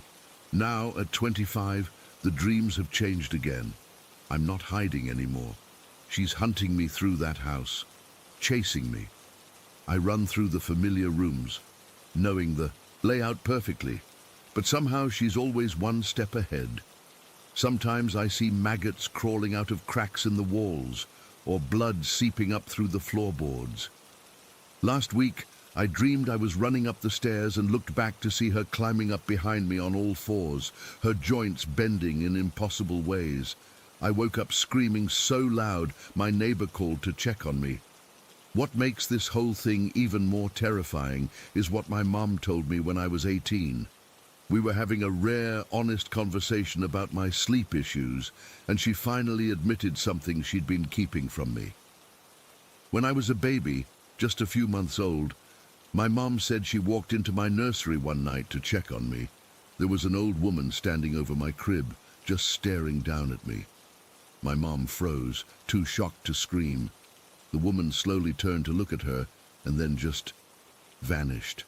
Not walked away, not hid, vanished into thin air. My mom convinced herself it was exhaustion, a new mom hallucination. But she always felt uneasy after that, always checked my room more often than necessary. The house I grew up in had issues. My parents never believed in ghosts, but even they couldn't explain everything that happened there. When I was around 7, I started hearing whispers outside my bedroom door at night. Not words I could understand, just hushed, urgent murmuring. I'd call out for my parents, but by the time they came, the whispering would stop. My dad's bathroom had an issue too. He'd sometimes come out white as a sheet, saying he'd seen a man's reflection in the mirror that wasn't his. A tall man with hollow eyes standing behind him, but when he'd turn around, no one was there. There were smaller things too, indentations on furniture, like someone had been sitting there when no one was home. My mom's jewelry would disappear and reappear in strange places. The TV would turn on by itself in the middle of the night. The worst incident happened when I was 9. My parents had run to the store, leaving me alone for maybe 20 minutes. I was in the kitchen getting a snack when I got this feeling, this horrible cold feeling that someone was watching me. I slowly turned and saw something crouched behind our kitchen island. A dark figure hunched over, too tall to be human, but trying to make itself small. I couldn't see its face, but I knew it was looking at me. I ran. I didn't think, just ran straight out the front door to my dad's car in the driveway. I always knew where the spare key was hidden, so I locked myself inside and ducked down on the floor of the back seat. Through the car window, I could see the dining room window of our house, and there it was, that figure, pacing back and forth, looking out at me, not walking like a person walks, but jerking like a puppet being pulled on strings. When my parents came home 5 minutes later, they found me hysterical in the car. They searched the house, of course. Nothing, no one. They chalked it up to an overactive imagination. But I know what I saw. We moved a year later, not because of the weird stuff. My parents never admitted that was the reason. But because my dad got a new job. I was relieved. I thought maybe the dreams would stop if we left that house. They didn't. The dreams followed me. Through high school, through college, into my adult life. Different apartments, different cities, but always the same abandoned house in my dreams. Always her. Last night's dream was the worst yet. I was in the house again, in the upstairs hallway.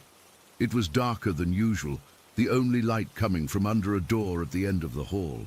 I knew I shouldn't go toward it, but in dreams you don't always control what you do.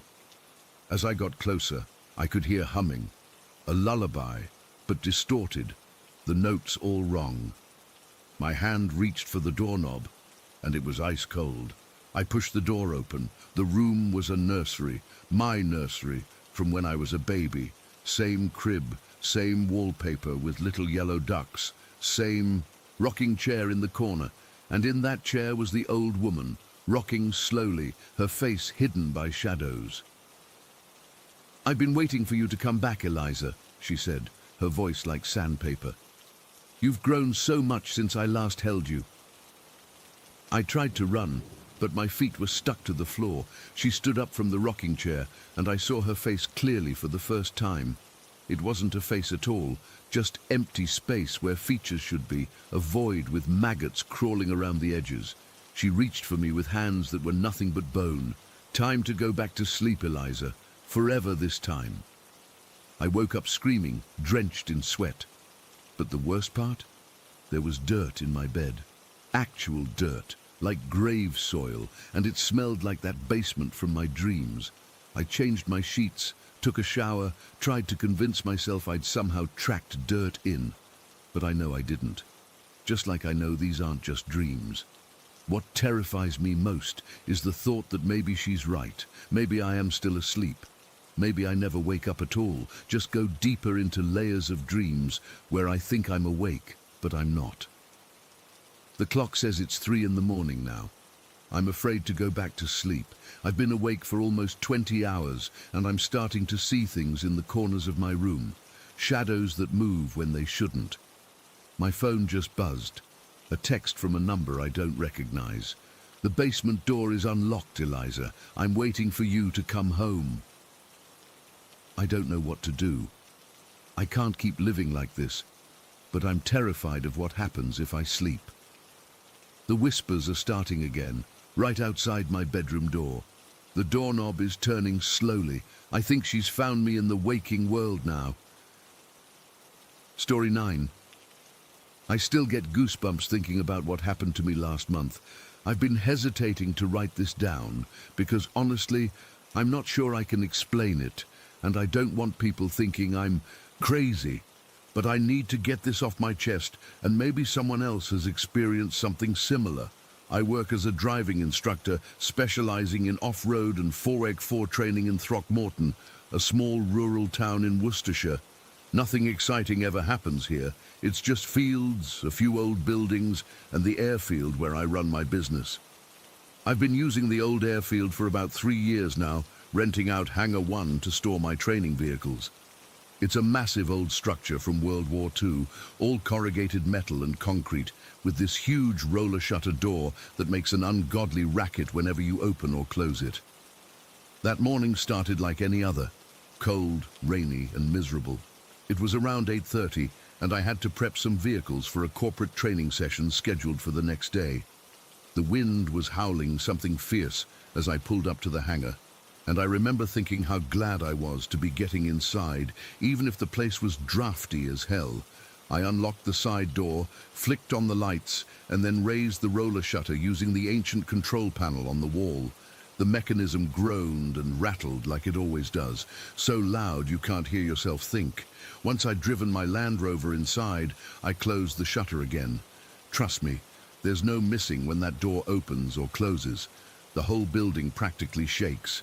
Inside, I had my 12 4x4s lined up neatly, a mix of Land Rovers, Jeeps, and a couple of Suzukis I use for the training courses. The hangar always feels too big for just these vehicles, with dark corners where the fluorescent lights don't quite reach. It smells of old concrete, engine oil, and that distinctive musty odor of a building that's seen decades of use. I parked my car and started checking the inventory in one of the training vehicles. I needed to make sure all the recovery gear was there: tow ropes, shackles, first aid kits, the usual stuff. I was bent over the back of a Defender, clipboard in hand, ticking. Things off my list. That's when I heard it. "Okay, give it a try now." Clear as day. A man's voice with a northern accent, like someone from Yorkshire or Lancashire. Not particularly loud, but distinct enough that I stood up straight immediately, bumping my head on the Defender's roof. "Hello?" I called out, my voice echoing slightly in the vast space. Nothing. Just the distant sound of rain hitting the metal roof. I put down my clipboard and walked around the vehicle. "Anyone there?" I called again, louder this time. Silence. I felt that first rush of adrenaline hit me. I absolutely knew, that I'd closed that roller door behind me, and I would have heard if anyone had opened it since. There was no way someone could have gotten in without me noticing. I walked through the entire hangar, checking behind each vehicle, looking under workbenches, even checking the small office area in the corner. Nothing. I was completely alone. By now my heart was pounding. I'm not usually the jumpy type. I'm a practical person, not given to flights of fancy. But that voice had been so clear, so real. It wasn't my imagination. And it certainly wasn't the wind or the rain. The hangar suddenly felt oppressive. The shadows in the corners seemed darker, the distance to the door longer. I decided I'd had enough and walked quickly to the control panel, hitting the button to open the roller door. As it clattered upward, daylight spilled in, and I felt some of my tension ease. I needed to talk to someone about this. Darren, the facilities manager, had been working at the airfield for decades. If anyone would know anything strange about the place, it would be him. I jumped in my Land Rover, not bothering to close the hangar door behind me, and drove across the airfield to the small prefab building that served as the management office. The rain had picked up, and I had to sprint from my car to the door, arriving soaked despite the short distance. Darren was at his desk, a mug of tea steaming. Beside him, looking through some paperwork. He glanced up when I entered, his weathered face breaking into a smile that quickly faded when he saw my expression.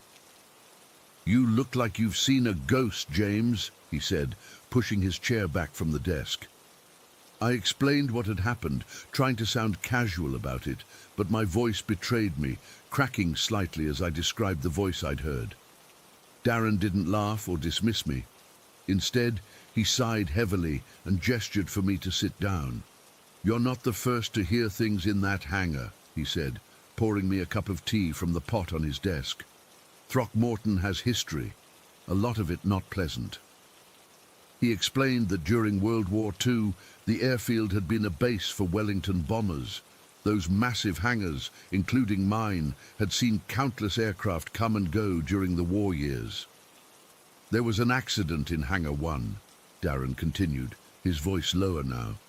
"Sometime in 1943, if the records are right, a Wellington came in with engine trouble. 2 mechanics were working on it, one up on the wing, the other on the ground." I felt a chill that had nothing to do with my rain-soaked clothes. The lad on the wing called down to his mate, told him to give it a try. The other mechanic swung the propeller, and the engine caught immediately. No one expected it to start so easily. Darren paused, taking a sip of his tea. The mechanic on the wing lost his balance, fell forward, and went straight into the spinning propeller, killed instantly. My mouth had gone dry. And the mechanic, he had a northern accent. Darren nodded. Yorkshire. Both of them were from up north, transferred down here together. I sat there, struggling to process what I'd just heard. The voice in the hangar, those exact words. Give it a try now. Thing is, Darren continued, we've had odd occurrences in that hangar for years. Tools go missing, only to turn up days later in plain sight. Vehicle doors left open that were definitely closed the night before. But hearing voices, that's not as common. I asked him if he'd ever experienced anything himself. Once, he admitted, about 10 years ago, I was locking up late one night and heard what sounded like metal tools being dropped on concrete. Went to check, thinking someone was still working, but there was no one there. Just an empty hangar and a set of spanners laid out neatly on a workbench that I could have sworn wasn't there earlier. I thanked Darren for the tea and the information, though part of me wished he'd just laughed it off as my imagination. The confirmation that Hangar 1 had a history made everything worse somehow. I had to go back, though. I had inventory to finish and vehicles to prep. I couldn't just abandon my responsibilities because of a ghost. Even thinking the word felt ridiculous. When I returned to the hangar, the roller door was still open as I'd left it. I decided to keep it that way, despite the rain occasionally blowing in. I also left my Land Rover running, parked just inside the entrance. The familiar rumble of the engine was comforting, a reminder of the solid, explainable world.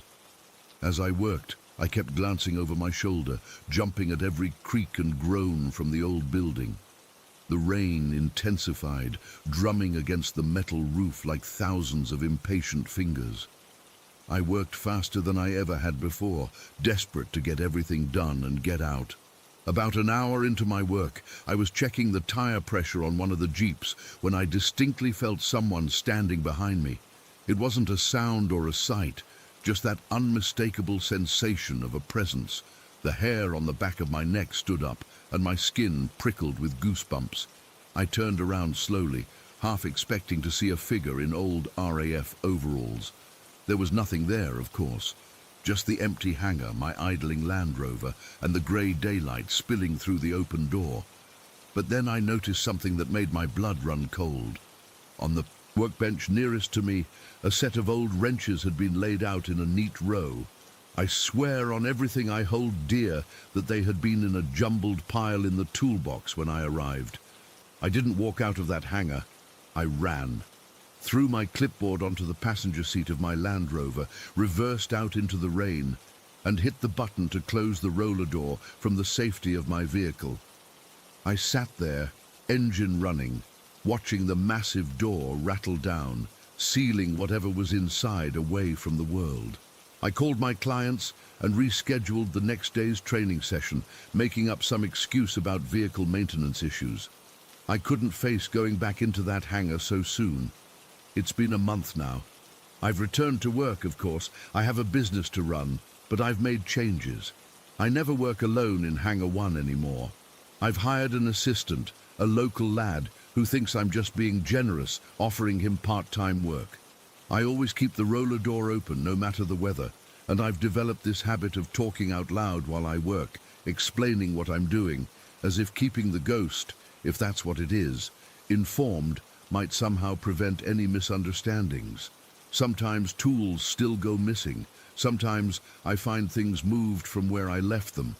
And once, just last week, when my assistant called in sick and I had to go in alone, I heard it again. That same northern voice saying those same words, "Okay, give it a try now." I didn't look for the source this time. I just answered, "Not today, mate," and kept working. My hands shaking so badly I could barely hold my clipboard. I don't know if it's really the ghost of that poor mechanic from 70-odd years ago. I don't know if I'm losing my mind or if Hangar 1 at Throckmorton Airfield is genuinely haunted. All I know is that when I'm there, I'm never truly alone. And those 5 words, "Okay, give it a try now," will haunt me for the rest of my life.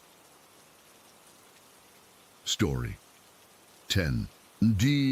I still get chills when I think about what happened that night in Subotica. It was the summer of 2003, and I was 8, maybe 9 years old. My mom and I were traveling through Serbia on our way to visit family in Macedonia. I'm Danish, but my family is originally from Macedonia, so we'd make these trips every few years to stay connected with our roots. We'd been driving all day, and my mum decided we should stop for the night in this small city called Subotica, near the Hungarian border. It wasn't planned. She was just tired of driving. The motel we found was nothing special, just a plain, somewhat run-down building on the outskirts of town. It wasn't scary or anything, just a regular cheap roadside motel with those typical Eastern European vibes, a bit worn out, slightly outdated, but clean enough. Our room was small and basic, 2 twin beds, a mirror on the wall above a drawer, a small wardrobe to the right of the mirror, and a tiny bathroom. The walls were this faded yellowish color, and there was a single window with thin curtains that barely blocked the streetlight outside. Everything smelled faintly of cigarettes and old furniture polish. I remember being tired but not sleepy, if that makes sense. We'd grabbed some food from a local place. I had this greasy burek that sat heavy in my stomach. Mum fell asleep almost immediately after we settled in, but I was wide awake, staring at the ceiling. The beds were positioned against the wall, but mine was facing outward toward the room, which always gave me anxiety as a kid. I hated having my back to open space, feeling like something could sneak up behind me. I tried to get comfortable, pulling the thin, scratchy blanket up to my chin, but sleep wouldn't come. The room was silent, except for my mom's soft breathing from the other bed. I could hear the occasional car passing outside and the dim hum of the old air conditioning unit that wasn't doing much. To cool the stuffy room, the digital clock on the nightstand read 11:32. I was lying there trying to calm my mind when I first heard it, a faint crackling sound coming from the direction of the entrance. At first, I thought it might be someone walking past our door, their shoes making the old floorboards creak. But then it happened again, and it definitely came from inside our room. My heart started beating faster, but I tried to be rational. Old buildings make noises, right? That's what adults always say. I pulled the blanket higher and tried to ignore it. Then another noise came, louder this time, a distinct crack from the drawer below the mirror. It sounded like wood expanding, but much more sudden and deliberate. I froze completely, afraid to even breathe too loudly. My eyes were fixed on the mirror and drawer, the only source of light being the faint glow from outside filtering through the curtains. The crackling continued, more intense now, like something was applying pressure to the wood. I wanted to wake my mum, but I couldn't move. I couldn't even call out. It was like my voice was trapped in my throat. And then I saw it. Inside the mirror, not reflected in it, but inside it, a grey, smoke-like silhouette began to move. It was darker than smoke, though, more solid somehow, but still translucent enough that I could see it was different from a normal reflection. It moved slowly from the left side of the mirror to the right, as if it was passing through the glass itself. I can still perfectly picture how it moved, not walking exactly, more like gliding. It had a vaguely humanoid shape, but distorted, elongated. There were no distinct features, no face that I could make out, just this dark, smoky form that seemed to absorb what little light there was in the room. My entire body went cold. I couldn't blink, couldn't look away. Time seemed to slow down as this thing traversed the mirror. It took maybe 10 seconds for it to move from one side to the other, but it felt like an eternity. When it finally passed out of the mirror's frame on the right side, the room went completely silent. The crackling stopped. Everything was still.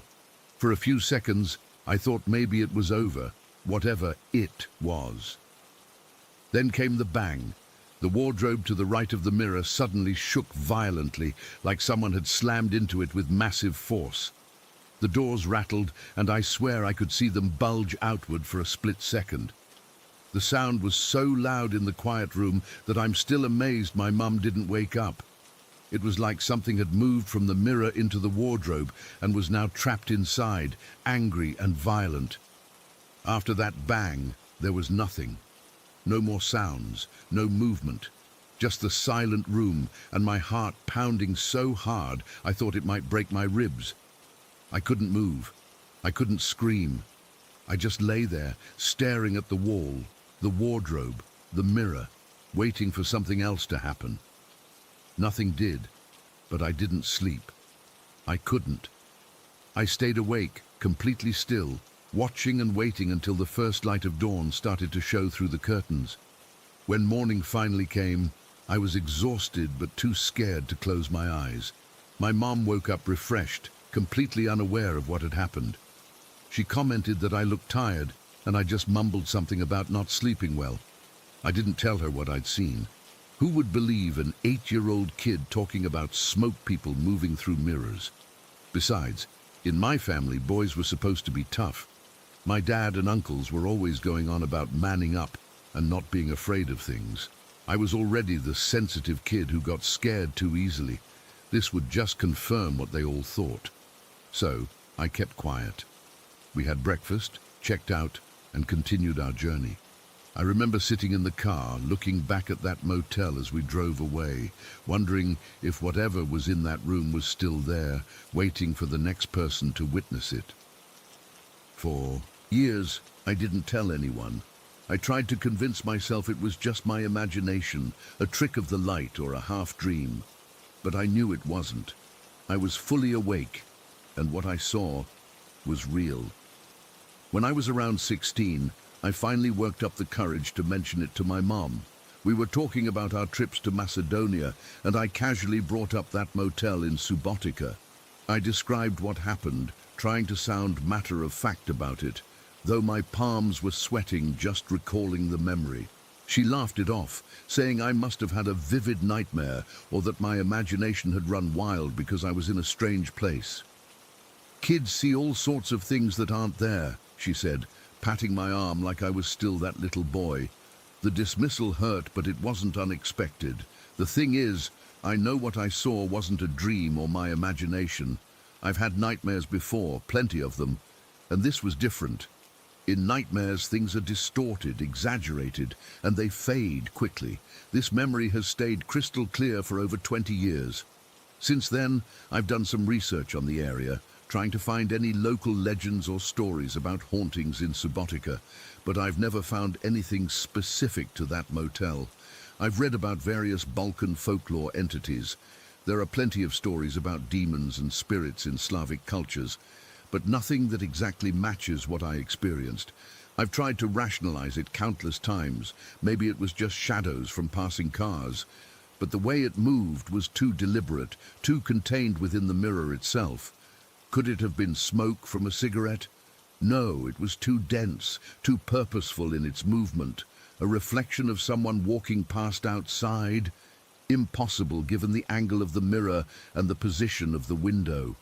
The bang on the wardrobe is what really makes me certain it wasn't just my imagination. That sound was physical, powerful. Something caused it, something with force.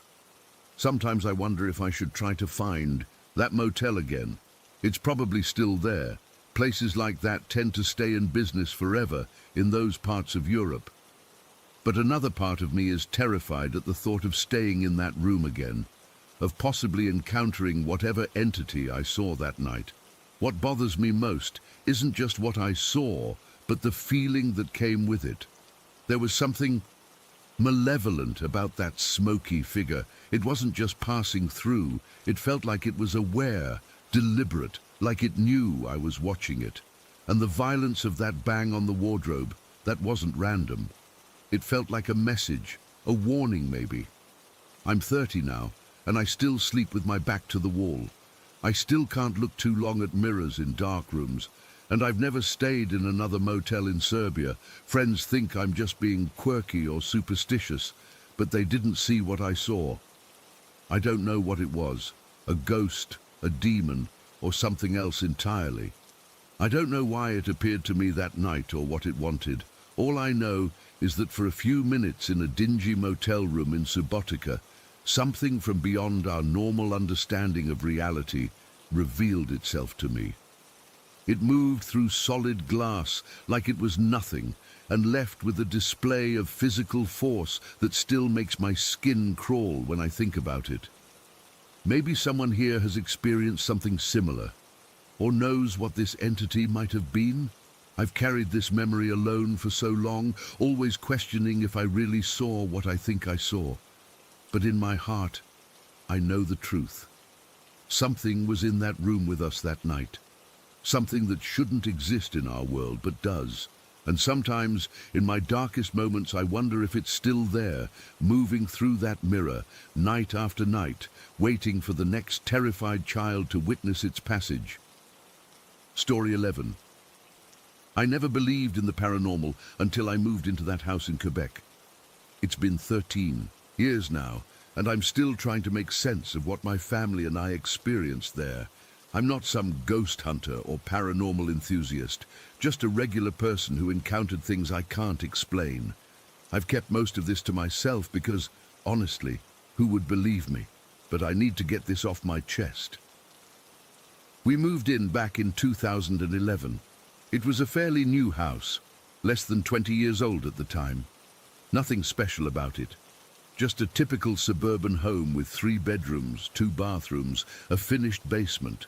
No creepy history that we knew of.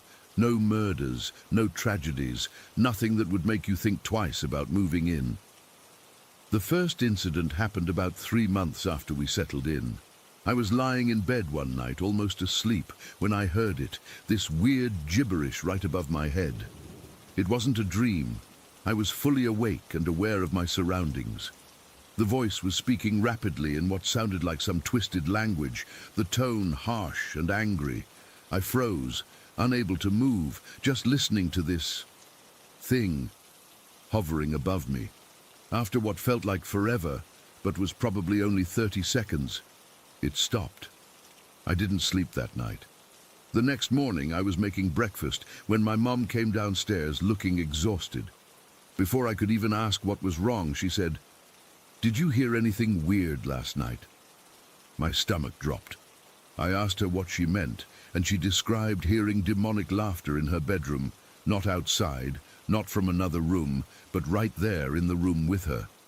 The fact that we'd both experienced something on the same night, but completely different manifestations in different parts of the house, that's when I first realized something was seriously wrong. About a week later, my mom was home alone when she heard the computer chair in the basement moving around. Not just a little creak, the sound of wheels rolling across the floor, the chair swiveling. She called me, freaking out, but I told her it was probably just the house settling. I didn't believe that, but what else could I say? Then it happened to my stepdad. He was watching TV late one night when everyone else was asleep. He heard the same chair moving downstairs. Thinking someone had broken in, he grabbed a baseball bat and went to check. Nothing. The chair was in the exact position it always was, but he swore he heard it moving. When he told us about it the next morning, my mom and I just looked at each other. We hadn't told him about the previous incident. The incidents kept happening, becoming more frequent and more frightening.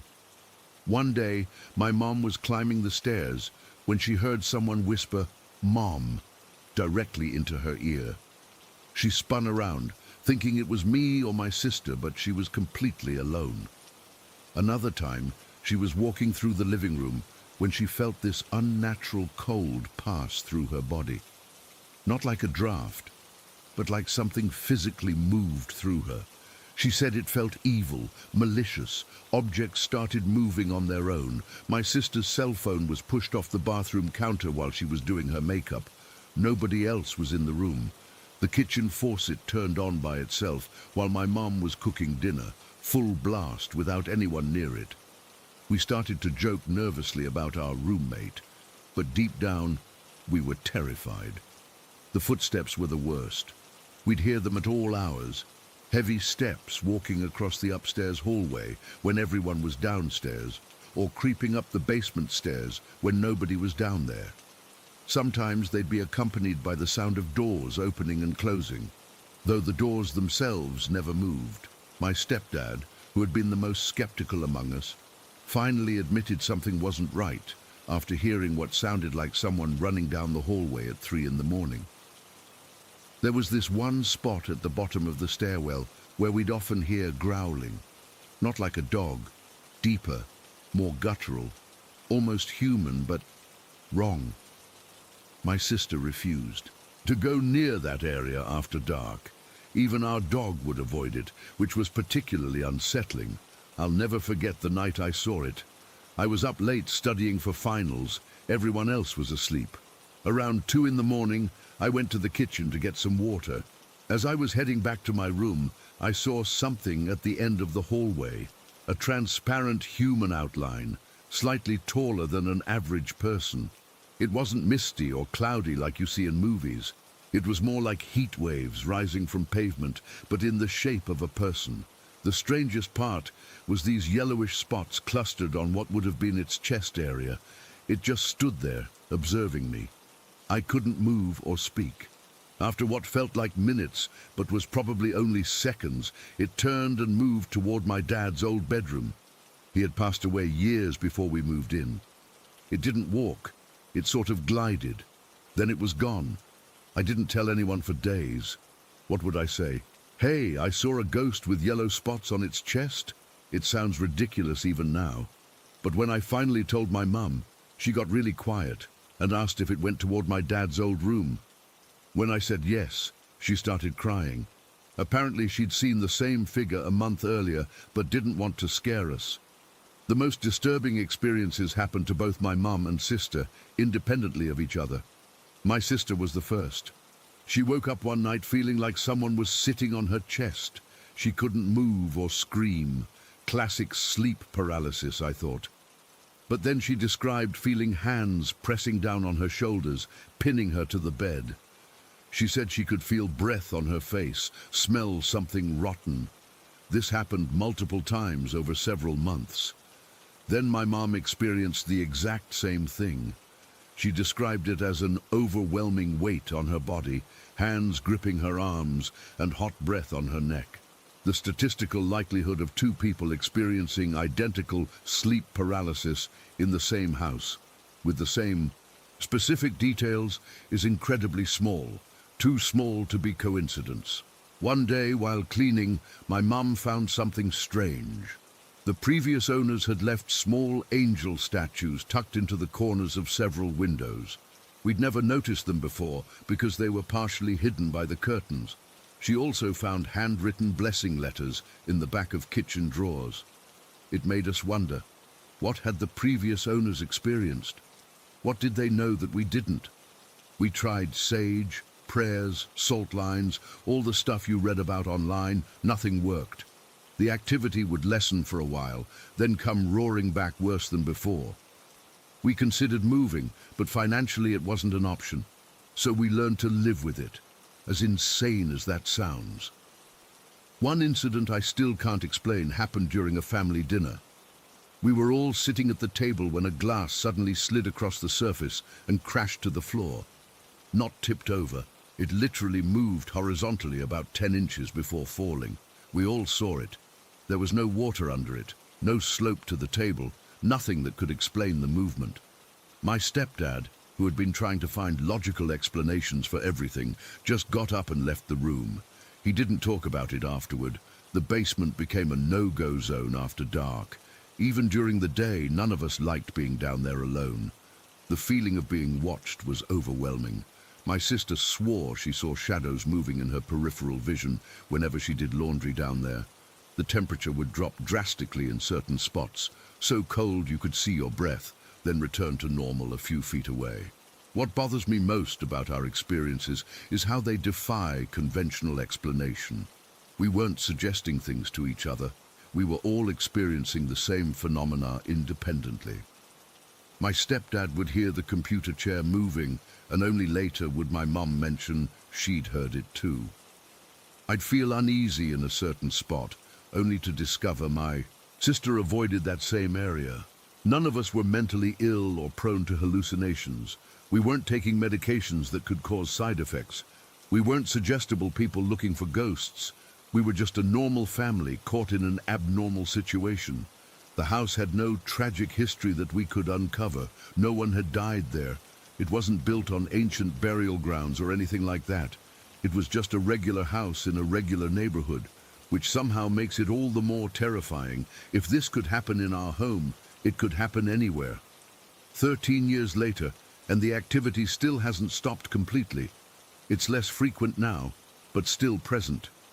Just last month, my mum called me at 2 in the morning because she heard someone walking in the attic. I went over and checked. Nothing. No animals, no loose boards, nothing that could explain the clear, rhythmic footsteps she heard above her head. I don't know what's in our house. I don't know if it's harmful or just present. All I know is that it's real. It's been with us for 13 years, and I still have no explanation for any of it. Sometimes I wonder if we'll ever be free of it, or if whatever is there has attached itself to us rather than the house. What scares me most isn't what we've experienced. It's the possibility that one day, whatever this is, might decide to do more than just make noise and move objects. Because if it can affect the physical world in these small ways, what else might it be capable of? Story 12. I've never shared this with anyone outside my immediate family, and even they don't know the full extent of what I've experienced. I guess writing it down might help me process everything, though I doubt anyone will believe me. I wouldn't believe it either if I hadn't lived through it. It all started when I was 6. The first nightmare was so vivid that even now, at 34, I can recall every detail. I was standing in my childhood home's hallway, watching as this thing moved from room to room. It wasn't a shadow or some dark figure. It was literally nothing, a void. Like someone had cut a hole in reality shaped like a person. It was tall, at least 7 feet, and it moved with this horrible fluidity, like it wasn't bound by normal physics. In that first dream, I watched helplessly as it went into each bedroom and consumed my family members. Not in a gory way, they would just disappear into its nothingness. I'd try to scream to warn them, but no sound would come out. I'd try to run, but my feet felt cemented to the floor. The worst part came after the nightmare. I'd wake up but couldn't move, not a finger, not an eyelid, nothing. People call it sleep paralysis now, but back then I had no idea what was happening. I just knew I was awake, aware, but completely trapped in my own body. I could feel my heart racing, but couldn't even open my mouth to call for my parents. This happened maybe once every couple months at first. But there was something else that would happen at my grandmother's house. I'd be sleeping in her guest room and suddenly feel like I was floating above my body. I could see myself lying there, but I was drifting toward her front door. Something was pulling me there, and I just knew that something terrible was waiting on the other side, something that wanted me to open that door. I'd fight against the pull until I snapped back into my body, gasping for air like I'd been underwater.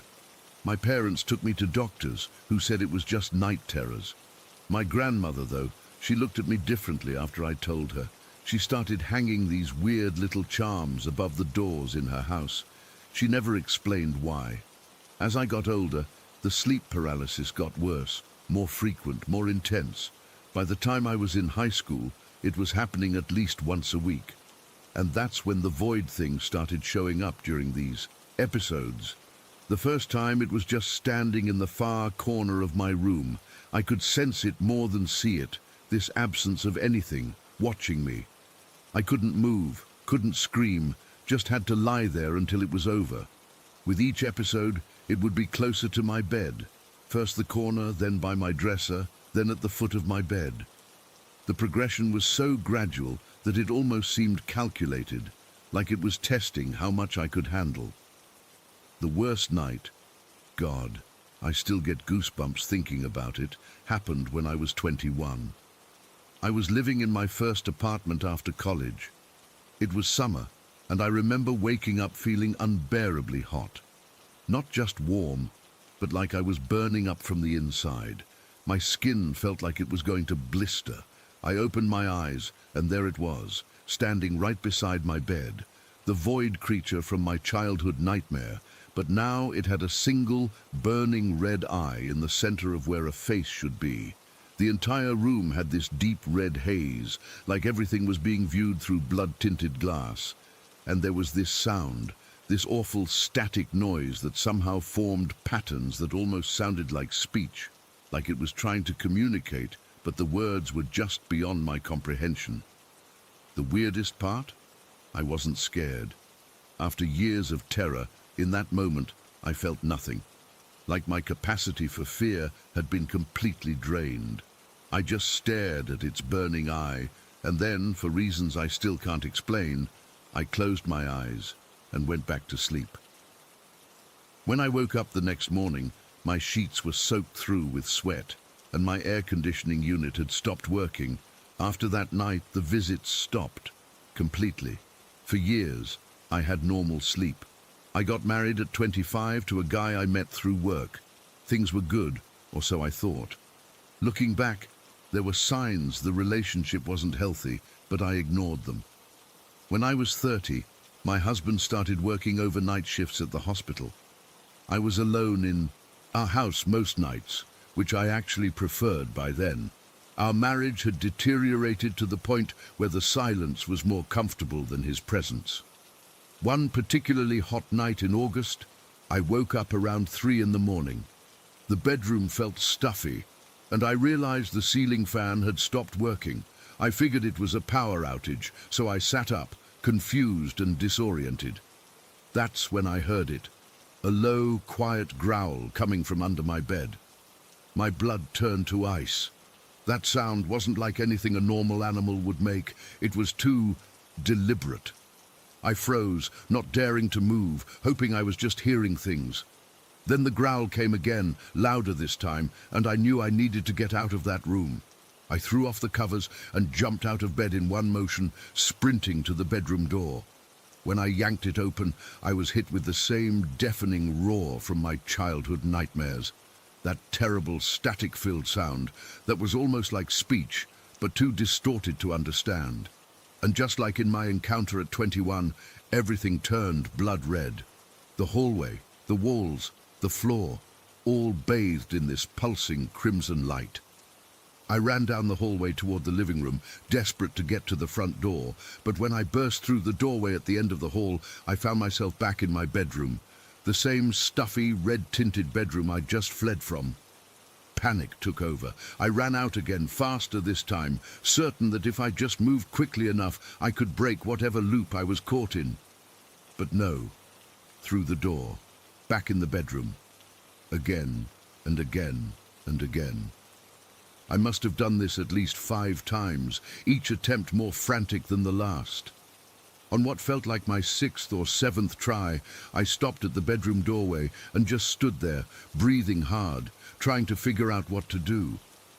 That's when the hallway in front of me changed. It stretched and warped, like looking through funhouse mirrors, and at the end of it, I could see our front door. It seemed impossibly far away, but it was there. I started walking toward it, moving carefully as if any sudden movement might make it disappear. The hallway felt endless, and with each step, the red light pulsed more intensely. The static noise grew louder too, building to an almost unbearable volume. When I finally reached the front door, I put my hand on the knob, and that's when I felt it. Sharp, ice-cold claws dragging down the back of my neck. Not hard enough to break the skin, but with enough pressure to let me know it could. The touch was so real, so physical, that I screamed and woke up in my bed, drenched in cold sweat, heart hammering in my chest. The ceiling fan was working fine. The room was its normal color. My husband wasn't home yet. His shift wouldn't end for another 2 hours. I sat there until sunrise, not daring to move, not sure what had been real and what hadn't been. When I checked my neck in the bathroom mirror, there were 3 faint red lines running from just below my hairline to the base of my neck. They faded within a few hours, but I know what I saw. I left my husband 6 months later. The encounter that night made me realize I couldn't keep living in fear, not of the entity and not of my increasingly volatile marriage. Something about that night felt like a warning, or maybe a wake-up call. It's been 4 years since then. I'm 34 now, divorced and rebuilding my life. The encounters have stopped completely since I left my ex-husband. No sleep paralysis, no void creature, no red light. But I've developed theories about what was happening to me all those years. I think this entity, whatever it was, fed on negative emotions. It appeared during the most vulnerable periods of my life.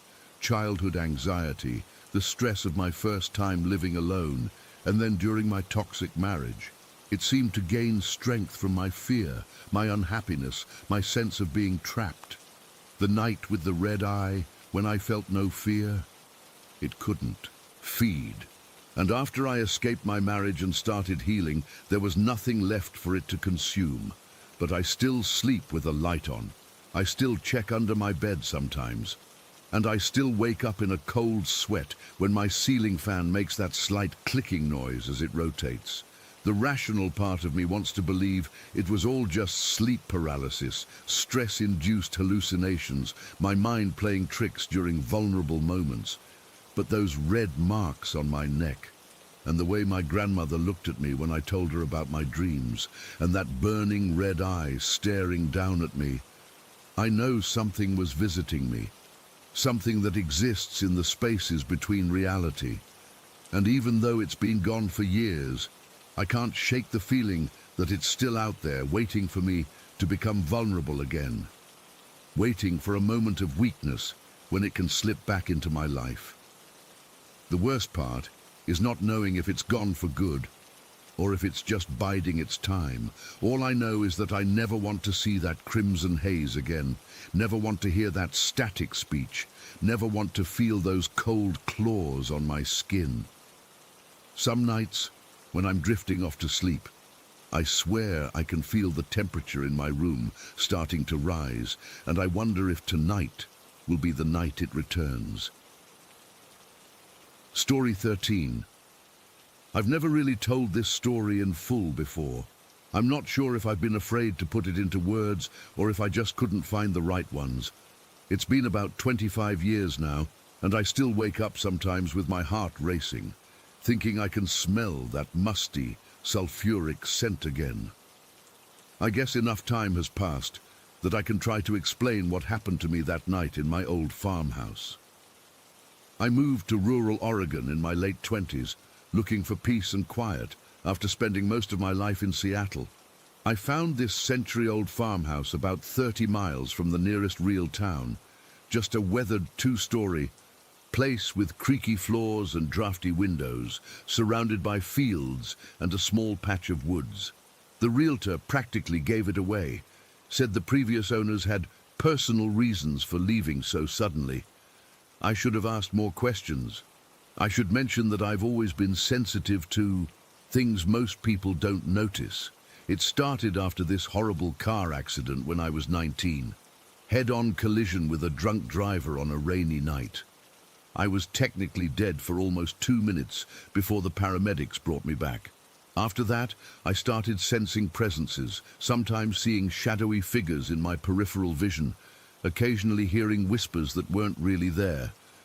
Nothing that ever really scared me, just the feeling that the veil between worlds had become thin for me. Over the years, I'd gotten used to it. Sometimes I'd wake up to find a ghostly figure standing at the foot of my bed, usually just watching me before fading away. I'd feel cold spots in rooms or hear my name being called when I was alone. It became almost normal to me. I never felt threatened by these experiences until that night. It was mid-October, and we'd had an early cold snap. The farmhouse was freezing despite the wood stove working overtime. I remember going to bed early that night, around 9, bundled up in flannel pajamas with extra blankets. I fell asleep quickly, but woke up around 3 in the morning with this overwhelming feeling of dread. You know that sensation when you're absolutely certain someone is watching you? This was 100 times worse. It wasn't just being watched. It was being hunted. The air in my bedroom felt thick, almost difficult to breathe, like all the oxygen was being sucked out. And it was cold. Not just chilly, but a bone-deep cold that made my teeth chatter. I kept my eyes closed at first. That's what I'd always done when I sensed something in my room, just keep my eyes shut and wait for the presence to leave. But this time was different. I could hear breathing. Not human breathing, something deeper, wetter, with a slight growling undertone that made the hair on my arms stand up. The smell hit me next. It was like wet dog mixed with something rotten and sulfuric. And underneath that was something else, something ancient, like old stone and dust from tombs that haven't been opened for thousands of years. I knew I needed to see what was there, but I was absolutely terrified to open my eyes. I lay there for what felt like forever, frozen under my blankets, hearing that breathing getting louder, feeling something moving closer to my bed. When I finally gathered enough courage to look, I instantly wished I hadn't. Standing next to my bed, and I mean right next to it, close enough that I could feel its breath on my face, was this creature. It was tall, at least 7 feet, standing on 2 legs like a person, but there was nothing human about it. Its body was covered in coarse, dark fur, and its head was exactly like a jackal. Long snout, pointed ears standing straight up, but the proportions were all wrong. Too large for its body, too detailed to be a mask or costume. But it was the eyes that still haunt me.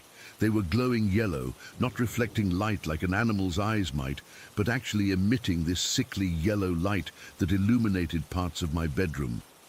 They weren't animal eyes either.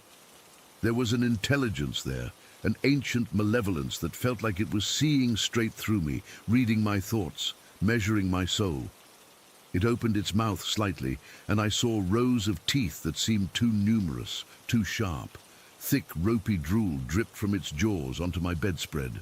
The sound it made wasn't a bark or a howl. It was a snarl that started low and built until it seemed to vibrate the windows.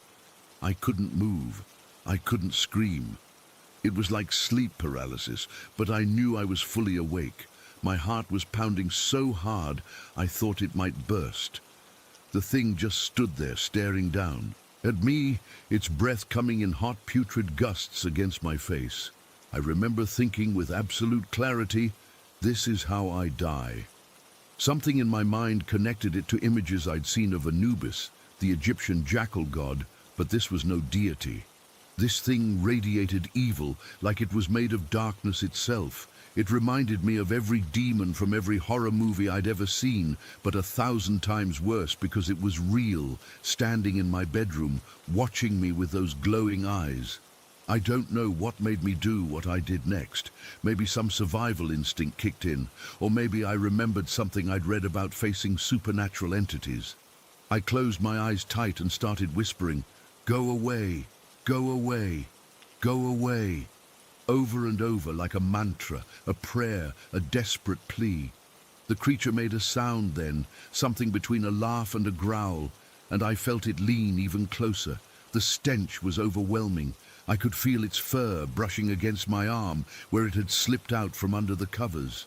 But I kept going, eyes squeezed shut, whispering those 2 words until my throat was dry. I don't know how long I lay there repeating those words. It might have been minutes or hours. Time seemed to stop making sense. But gradually, I began to feel the oppressive weight in the room lifting. The air became easier to breathe. The terrible smell started to fade. The sensation of being watched, of being hunted, began to diminish. When I finally found the courage to open my eyes again, the sun was just starting to rise, sending weak grey light through my curtains. The creature was gone. There was no sign it had ever been there, no footprints, no drool on my bedspread, nothing disturbed in my room. If it weren't for the lingering smell and the absolute terror still coursing through my body, I might have convinced myself it was just a nightmare. I didn't sleep again that night. I got up, turned on every light in the house, and sat in my kitchen with a knife on the table until full daylight. I called in sick to work. I couldn't bring myself to go back into that bedroom until that evening, and even then, I slept on the couch for weeks afterward. I spent days researching, trying to make sense of what I'd seen. I looked up Anubis and other jackal deities. I read about skinwalkers and wendigos and other creatures from folklore. Nothing quite matched what I'd experienced. The closest descriptions I found were in some obscure texts about demonic entities that can take animal forms to terrorize humans. One book I found suggested that some ancient entities are drawn to people who've had near-death experiences, people like me, who've briefly crossed over and come back. The author theorized that such people sometimes return with a kind of beacon that these entities can sense. That idea terrified me even more than the encounter itself. I never saw the jackal creature again, at least not in that form. But things changed after that night. My usual spiritual encounters became more frequent and more disturbing. I'd hear scratching in the walls at night. Items would go missing and reappear in strange places. One morning, I woke up to find all the kitchen cabinets open. Another time, every clock in the house stopped at 3:15, the exact time I'd seen the creature. I lasted less than 6 months in that farmhouse before I packed up and left. I didn't even try to sell it, just abandoned it with most of my furniture still inside. I moved back to the city, surrounded myself with people and noise and light. I've never lived alone again. To this day, I don't know what visited me that night. Was it some ancient deity, a demon, something else entirely? What did it want from me? Why did it appear and then vanish? These questions keep me up at night, even now, all these years later. All I know is that there are things in this world, or maybe outside of it, that we aren't meant to understand, things that exist in the shadows, watching and waiting. And sometimes, if you've touched death like I have, they can find you. I still sleep with the lights on. Story 14. I've never shared this story outside my family before. It's about my mother, and something that happened to her when she was 19, back in 1962. She only told me about it when I was in my 20s, after my grandfather passed away. Even now, 50-some years later, her voice still trembles when she talks about it. I'm writing this down because Mom isn't doing well these days. Her memory is starting to slip, and I'm afraid this story might be lost forever if I don't preserve it somewhere. It's a story about love, loss, and something I still can't explain. Mom grew up in a tiny farming community in eastern Tennessee, the kind of place where everybody knew everybody's business, where church on Sundays wasn't optional, and where young people had precious few opportunities for socializing. That's why the annual 4th of July picnic by the Blackwater River was such a big deal. That summer of '62 was scorching hot. Mom said the grass had turned yellow by mid-June, and everyone was praying for rain. She'd just finished her first year teaching at the elementary school, boarding with my grandparents in their farmhouse while saving money for her own place. According to Mom, the day of the picnic was perfect, hot but with a gentle breeze. Everyone from 3 counties over had shown up with their best dishes. My grandfather had built a makeshift stage where people could play music, and the whole riverbank was dotted with checkered blankets and folding chairs. Mom had noticed David Hargrove watching her for months. She called him Mr. Charming when telling me the story, and I could always hear the smile in her voice. He worked at his father's hardware store and played guitar at local gatherings. He wasn't flashy or particularly handsome, she said, but there was something about his quiet confidence and the way his eyes crinkled when he smiled that made her stomach flutter. I wore my best dress that day, Mom told me once. Light blue with white daisies. and I had this navy blue ribbon in my hair that my grandmother had given me. I pretended not to notice when David took the stage with his guitar, but Lord help me, I was counting the seconds. David played 3 songs. The last one was Can't Help Falling in Love. It had just come out that year. Mum said he looked right at her the whole time, and everyone noticed. In a small town like theirs, that was practically a marriage proposal. After he finished playing, he walked straight over to where Mum was sitting with her friends. Her face burned red as he asked if she'd walk with him along the riverbank. They strolled for nearly an hour, talking about everything and nothing. He told her he'd been working up the courage to talk to her for months. As they headed back toward the picnic, he asked if he could speak with her father that evening. Mum said her heart nearly exploded. Everyone knew what that meant. He wanted permission to court her properly. I was so happy I could barely breathe, Mum told me. I took the ribbon from my hair and tied it around his wrist. I told him to bring it back when he came to talk to Daddy. She always cried a little at this part. He promised he would. Said he'd be there around 8 after he helped clean up the picnic grounds. What happened next changed everything.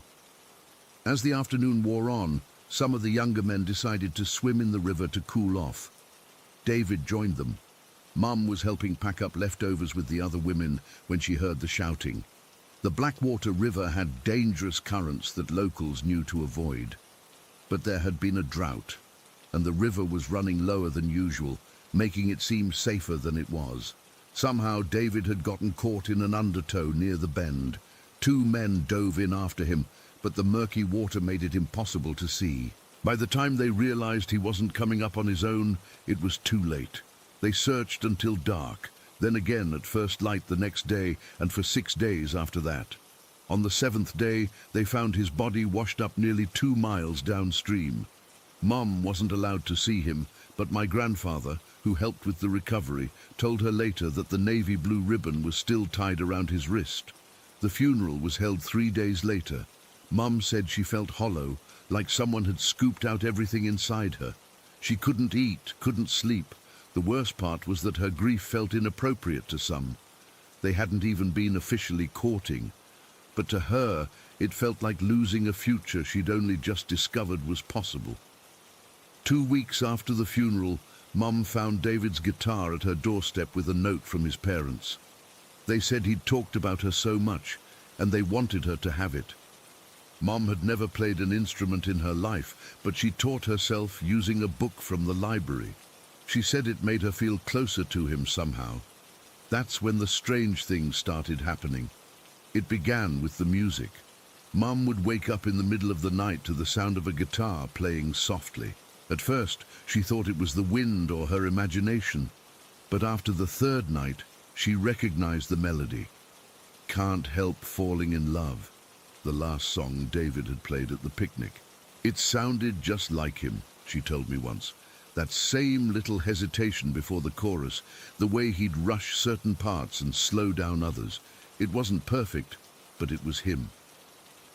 My grandparents never heard it. My grandmother suggested it was grief playing tricks on her mind. My grandfather was more understanding, but equally skeptical. Mum started to doubt herself too, wondering if she was losing her grip on reality. Then came the night of August 15th, exactly 6 weeks after David drowned. It had been raining all day, the kind of summer thunderstorm that makes the air feel heavy and electric. Mum said she went to bed early that night, exhausted from not sleeping well for weeks. My grandparents' farmhouse was old, with creaky floors and drafty windows that rattled in the wind. But what woke them all up around midnight wasn't the storm. It was knocking, 3 loud, deliberate knocks on the front door. My grandfather, always cautious, grabbed his shotgun before heading downstairs. Mum and my grandmother followed behind, my grandmother clutching her robe closed at her throat. The knocking had stopped by the time they reached the door. When my grandfather opened it, there was nobody there, just rain pouring down and the sound of wind whipping through the trees. He stepped out onto the porch, peering into the darkness, but saw nothing unusual. No car in the driveway, no horse tied to the fence post. Nothing but rain and darkness. "Must have been a branch hitting the house," he said, closing and locking the door. They'd just turned to go back upstairs when the knocking came again, louder this time, more insistent. 3 knocks, then 3 more, then 3 more after that.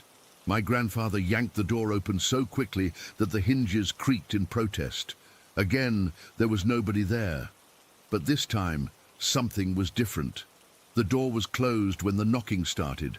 My grandfather had locked it himself, but somehow it was now standing open, with rain spattering on the entryway floor. And there were footprints, wet footprints leading from the doorway into the house.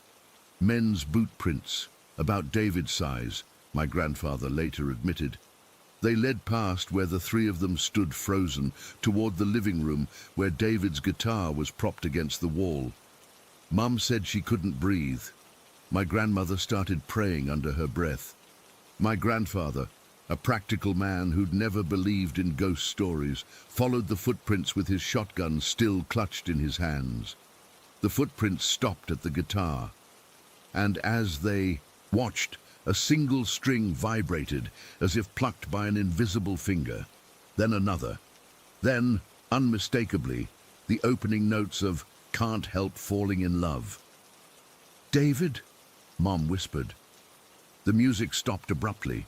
The room grew cold, so cold they could see their breath in front of their faces, despite it being August. My grandmother grabbed Mom's arm, pulling her toward the door, but Mom couldn't move. She said she felt him there, as real as if he were standing right in front of her. That's when they noticed something on the floor beside the last footprint.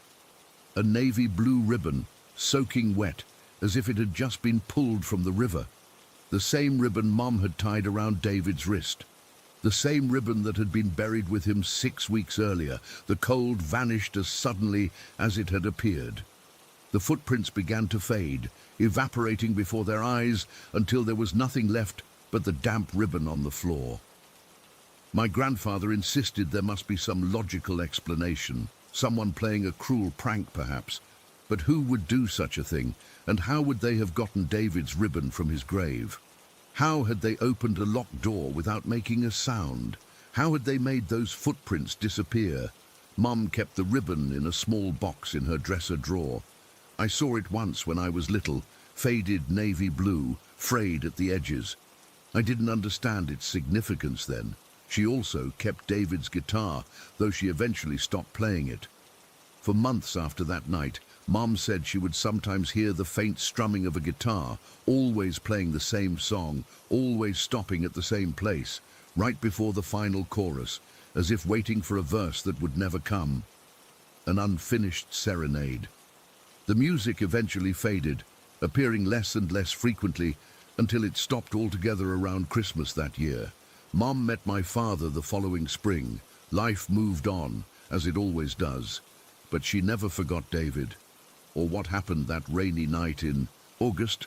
She believes, and I've come to believe too, that he was keeping his promise. He had told her he would come to speak with her father that night with her ribbon on his wrist. Death hadn't changed that. I asked her once if she was afraid that night. She shook her head. Not for a second, she said. There was nothing scary about it. It was just sad, like hearing the end of a song you wish could go on forever. Mom's in a nursing home now. Sometimes when I visit, she gets confused and calls me David. The doctors say it's just the dementia mixing up her memories. But sometimes I wonder if she's seeing something, or someone, that I can't. Last week, one of the nurses pulled me aside. She said she'd heard guitar music coming from Mom's room late at night, though Mom doesn't own a guitar anymore. When she went to check, Mom was sound asleep, and there was no one else there. The nurse thought it was strange that the music always stopped at the same point, as if waiting for something, or someone. Story 15. I've never told anyone the full story of what happened in my parents' house. I guess I've been trying to convince myself it was just my imagination, but I can't keep pretending anymore. I need to get this off my chest. I grew up in a blue farmhouse in Union, Maine. It was just me, my mom, and our dog, Scout. My older brother Jack would stay with us sometimes when he wasn't at college, but mostly it was just the three of us. The house itself wasn't anything special. 2 stories, a little weathered, surrounded by a few acres of land. But that basement, God, that basement. Mom always told me to stay out of the basement. It's dangerous down there, she'd say. There's exposed wiring, the boiler could burn you, there are spiders. Normal mom concerns, I thought. But looking back, I think she knew something wasn't right down there. The basement took up the entire footprint of the house and was divided into 3 main areas. The boiler room, a space with the wood stove, and an area that connected to the garage. It always smelled like a mix of dampness and heating oil, and no matter how many lights we installed, it was always too dark. It started with sounds, little things at first, scratching noises that I attributed to mice, the occasional thump that could have been the house settling. But then they got more distinct. One night when I was 14, I heard what sounded like someone dragging something heavy across the basement floor. Mom was asleep, and Scout's ears perked up, so I knew I wasn't imagining it. "Hello?" I called down the stairs. Nothing. Just silence. For weeks I tried to ignore the sounds, but they kept getting louder, more frequent. Mom worked late shifts at the hospital, so I was often alone in the house with Scout. My curiosity eventually got the better of me. One afternoon in October, when Mom was at work, I decided to investigate. "Come on, Scout," I whispered, opening the basement door. The hinges creaked, and a rush of cold air hit my face. Scout whined, clearly reluctant. "It's okay, boy," I assured him, though I wasn't sure myself. The wooden stairs groaned under our weight as we descended. I flipped on the light switch, but the single bulb only cast weak yellow light that created more shadows than it eliminated. Scout stayed close to my legs, his body tense. I explored the main area first, checking behind the old furniture and boxes of Christmas decorations. Nothing seemed out of place. The garage area was next, just tools hanging on the wall and my dad's workbench covered in dust. He'd been gone for 3 years by then, but Mom hadn't touched any of his things. As I moved toward the boiler room, Scout started to growl softly. "What is it, boy?" I whispered, but he just stared ahead, his eyes fixed on the partially open door. I took a step forward and felt a sharp pain shoot through my foot. "Shit!" I yelped. Jumping back, I'd stepped on a nail sticking up from the floorboard. Blood was already soaking through my sock. Cursing under my breath, I limped back upstairs to clean the wound. Mom noticed my limp when she got home and freaked out when I told her what happened. "What were you doing in the basement?" she demanded, her face pale. "I've told you 100 times to stay out of there." "I was just looking for a board game," I lied. "I thought they were stored down there." She didn't buy it, but she didn't push further. She just made me promise not to go down there again. I promised, but I knew I was going back. Something was calling me down there. I needed to know what it was. 2 weeks later, when my foot had healed, I went down again. This time I brought a flashlight. Scout was even more reluctant this time, whining and pulling on his collar as I dragged him down the stairs. The boiler room door was closed this time, even though I was sure I'd left it partially open during my last visit. My hand trembled as I reached for the knob.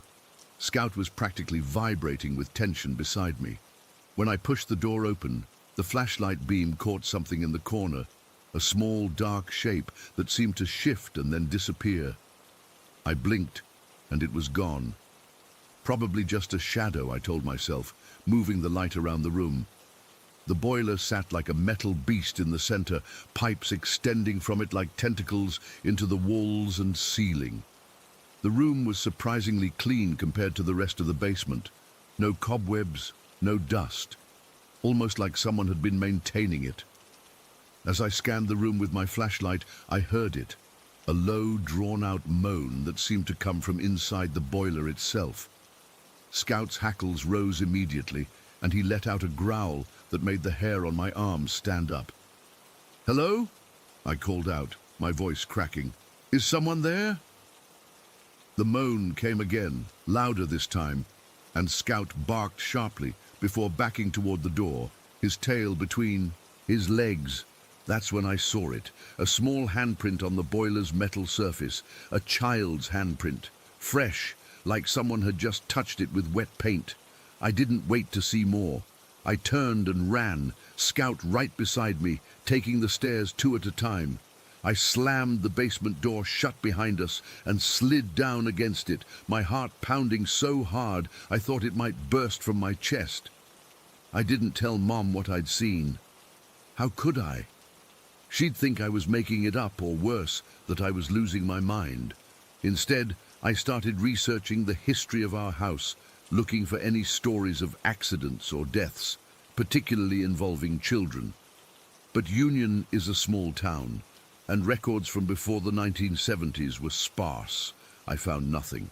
For a few weeks after that, things seemed to calm down. The noises stopped, and I started to convince myself that I'd imagined the whole thing. Maybe it was just the boiler making those sounds. Maybe the handprint was my own, from an earlier visit that I'd forgotten. Then came the night of the sleep paralysis. I woke up suddenly, my eyes snapping open to the darkness of my bedroom. Immediately, I knew something was wrong. I couldn't move, not my arms, not my legs, not even my fingers. It was like my body had turned to stone, but my mind was fully awake and terrifyingly alert. My eyes, the only part of me that would respond, darted to the clock on my nightstand, 2:07 a.m. Then they moved to the corner of my room, drawn there by some instinct I couldn't explain. A tall black shadow stood in the corner. It wasn't just the absence of light. It was darker than the darkness around it, a void in the shape of a person. And it was moving toward my bed. I tried to scream, to call for Mom or Scout, but my voice was trapped in my throat. The shadow figure glided slowly across the room, its form shifting and stretching as it approached. I could feel its coldness radiating outward, turning the air in my lungs to ice. When it reached my bedside, it leaned over me. I couldn't see a face, just a black hole where a face should be. But somehow, I knew it was looking at me, studying me. I felt its gaze like a physical weight on my chest, crushing the air out of me. "Please," I managed to think, unable to speak the words, "please leave me alone." The shadow seemed to hesitate, then reached out with what looked like a hand. As it hovered inches from my face, I felt my eyelids growing heavy, despite my terror. The last thing I remember seeing was the clock, still 2:07 a.m. When I woke again, sunlight was streaming through my window, and I could move freely. The clock read 7:02 a.m.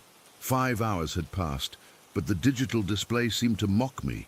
The numbers from earlier just reversed. I convinced myself it had been sleep paralysis, a night terror. I'd read about them before. The mind wakes up before the body, creating hallucinations. That's all it was. It had to be. But deep down, I knew better, because when I got out of bed, there was a small, sooty handprint on my sheets, a child's handprint.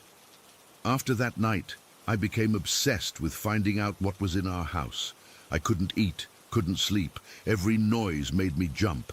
Scout refused to leave my side, growling at empty corners and barking at the basement door. My friend Ellie from next door noticed the change in me. "You look like shit," she said bluntly one day after school. "What's going on?" I hesitated, then told her everything. I expected her to laugh, to tell me I was being ridiculous. Instead, her eyes widened. "My mom says your house used to belong to the Wilsons back in the 60s, she said. "There was some kind of accident with their daughter. She was playing hide and seek and hid in the boiler room during winter. They found her too late." A chill ran through me. "Do you have a Ouija board?" I asked suddenly. Ellie nodded. "My sister has one. She never uses it, though. Why?" "Bring it over tomorrow after school." I said, "My mom works until midnight." The next day, Ellie arrived with the board tucked under her arm, her face a mix of excitement and fear. "Are you sure about this?" she asked as we stood at the basement door. No, I wasn't sure, but I needed answers. Let's go, I said, opening the door. The basement seemed colder than usual as we set up the board on the floor near the boiler room. Scout refused to come down, whining at the top of the stairs. We should light candles or something, Ellie suggested, placing her fingers lightly on the planchette. This isn't a movie, I said, but my voice sounded thin and scared even to my own ears. I placed my fingers next to hers. Is anyone here with us? I called out, feeling stupid and terrified at the same time. Nothing happened for several minutes. Then, slowly, the planchette began to move. Y-E-S. Ellie's eyes widened. Are you moving it? She whispered. No, I said, my mouth dry. Are you? She shook her head. What's your name? I asked. L-I-L-Y. Lily, I repeated. How old are you, Lily? S-E-V-E-N. Did you die here? Ellie asked, her voice shaking. C-O-L-D. The temperature in the basement suddenly dropped dramatically. I could see our breath clouding in front of us. I'm sorry about what happened to you, I said, trying to keep my voice steady. Is there something you want us to do? Can we help you? The planchette moved violently across the board, not stopping on any letters, just circling faster and faster. A pen that had been sitting on a nearby shelf suddenly launched across the room, hitting me in the arm. Ow! I yelped, rubbing the spot. The lights began to flicker, and a low moan, the same one I'd heard before, filled the room. The Ouija board suddenly flipped onto its side, balancing impossibly for a moment before falling back flat. We need to get out of here, Ellie said, her face pale. I nodded, grabbing the board. We should burn it or something. We rushed to the wood stove and opened it. I tried to shove the board inside, but it wouldn't fit through the door. Frustrated, I broke it in half and pushed the pieces in, then lit a match and tossed it on top. Nothing happened. The match went out. I tried again with another match, same result. It won't burn, I said, panic rising in my throat. That's when the boiler let out a deafening bang, like someone had hit it with a sledgehammer from the inside. Ellie screamed and bolted for the stairs, with me right behind her. I was halfway up when I felt something grab my ankle, not a hand. It was more like a force, an invisible grip that yanked me backward. I fell hard, tumbling down several steps before coming to a stop at the bottom. Run! I shouted to Ellie, who had stopped and was staring down at me in horror. She hesitated for just a second before continuing up the stairs and out of sight. I scrambled to my feet, my ankle throbbing, and looked back toward the boiler room. The door was open wider now, and in the doorway stood a small figure, a little girl with dark hair hanging over her face. Her skin was pale, almost blue, and she wore what looked like an old-fashioned nightgown, stained and dirty. She lifted her head slowly, and I saw her eyes, or rather where her eyes should have been. There were just empty black sockets, like holes burned into her face. I couldn't move, couldn't breathe. She took a step toward me, her movements jerky and unnatural. Then another step. I could hear a wet, rattling sound coming from her, breathing through fluid-filled lungs. With a surge of adrenaline, I turned and ran up the stairs, my injured ankle screaming in pain. I could feel her right behind me, the cold radiating from her body like a freezer with the door left open. I burst through the basement door and slammed it shut, then collapsed against it, sobbing. Ellie was standing in the living room, her face streaked with tears, Scout barking frantically beside her. "What happened?" she demanded. "What did you see?" I couldn't speak, couldn't form the words to describe what I'd seen. We just sat there in silence until my mom came home and found us huddled together on the couch, the broken Ouija board pieces scattered on the floor where we'd dropped them. Mom made Ellie go home and demanded an explanation. I told her everything, the sounds, the handprint, the shadow figure, Lily. I expected her to dismiss it all, to tell me I was imagining things. Instead, she sat down heavily on the couch, her face ashen. "I knew we should have moved years ago," she whispered. "You knew?" I asked incredulously. You knew there was something in the basement? She nodded slowly. Your father saw her first, the little girl. That's why he left. He couldn't handle it. I thought if I kept you away from the basement, you'd be safe. We moved out the next day, staying with my aunt until we could find a new place. I never went back to that house, never wanted to. But sometimes in my dreams, I still see Lily standing at the bottom of those stairs, her empty eyes staring up at me, waiting. And sometimes, when I wake up suddenly in the night, my clock reads 2:07 a.m., and I swear I can feel cold, small fingers brushing against my cheek. Story 16. I've been debating whether to share this for years, but I need to get it off my chest. I've never been able to explain what happened in my childhood home in El Salvador, and it still gives me nightmares. I'm 20 now, but these memories are as fresh as if they happened yesterday. Our home in El Salvador was always a place of mixed emotions. On one hand, it held happy family memories. On the other, it harbored something dark that seemed to have a particular interest in me. My grandfather had a mistress who practiced witchcraft, something my mom only told me about later when I was old enough to understand. This woman desperately wanted my mother out of the picture for reasons I still don't fully understand. Family drama, I guess, but with a sinister twist. The first incident happened when I was about 14. It was an ordinary evening. My parents, grandmother and I were all in different parts of the house when we heard it. This massive whoosh sound, like a powerful wind, had torn through the entire house, even though all windows were closed. We all rushed to the living room, asking each other, "Did you hear that?" The look on everyone's faces confirmed we'd all experienced the same thing. We searched the house, but found nothing disturbed, not even a piece of paper out of place. That was the beginning. About a week later, I started seeing them. Shadow figures wearing what looked like top hats. I know how that sounds, but I swear on everything I love that this is true. The first time, I was lying in bed when I noticed a tall, dark silhouette just standing in the corner of my room. It was so dark it seemed to absorb the dim light from my nightlight. I froze, unable to scream or move. It just stood there, watching me. After what felt like hours, but was probably only minutes, I managed to pull the covers over my head. When I finally got the courage to look again, it was gone. I didn't tell anyone at first. Who would believe me? But these figures started appearing more frequently, sometimes in my doorway, sometimes at the foot of my bed, always just staring. I couldn't make out facial features, but I could feel their gaze. It was like being watched by something that wasn't human. The worst part was that I was the only one seeing them, which made me question my sanity. Then came the night that convinced me I wasn't crazy. My mother, grandmother, and I had been at church for an evening service. We got home around 11 that night. The moment we walked in, we heard it. A boy screaming in pure agony, like he was being stabbed to death. It came from the basement apartment where a family with a young son lived. My mom's face went white. "Did you hear that?" she whispered.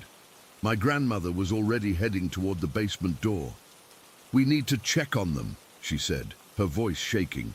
We rushed down to knock on their door, terrified of what we might find. But when we knocked, nothing.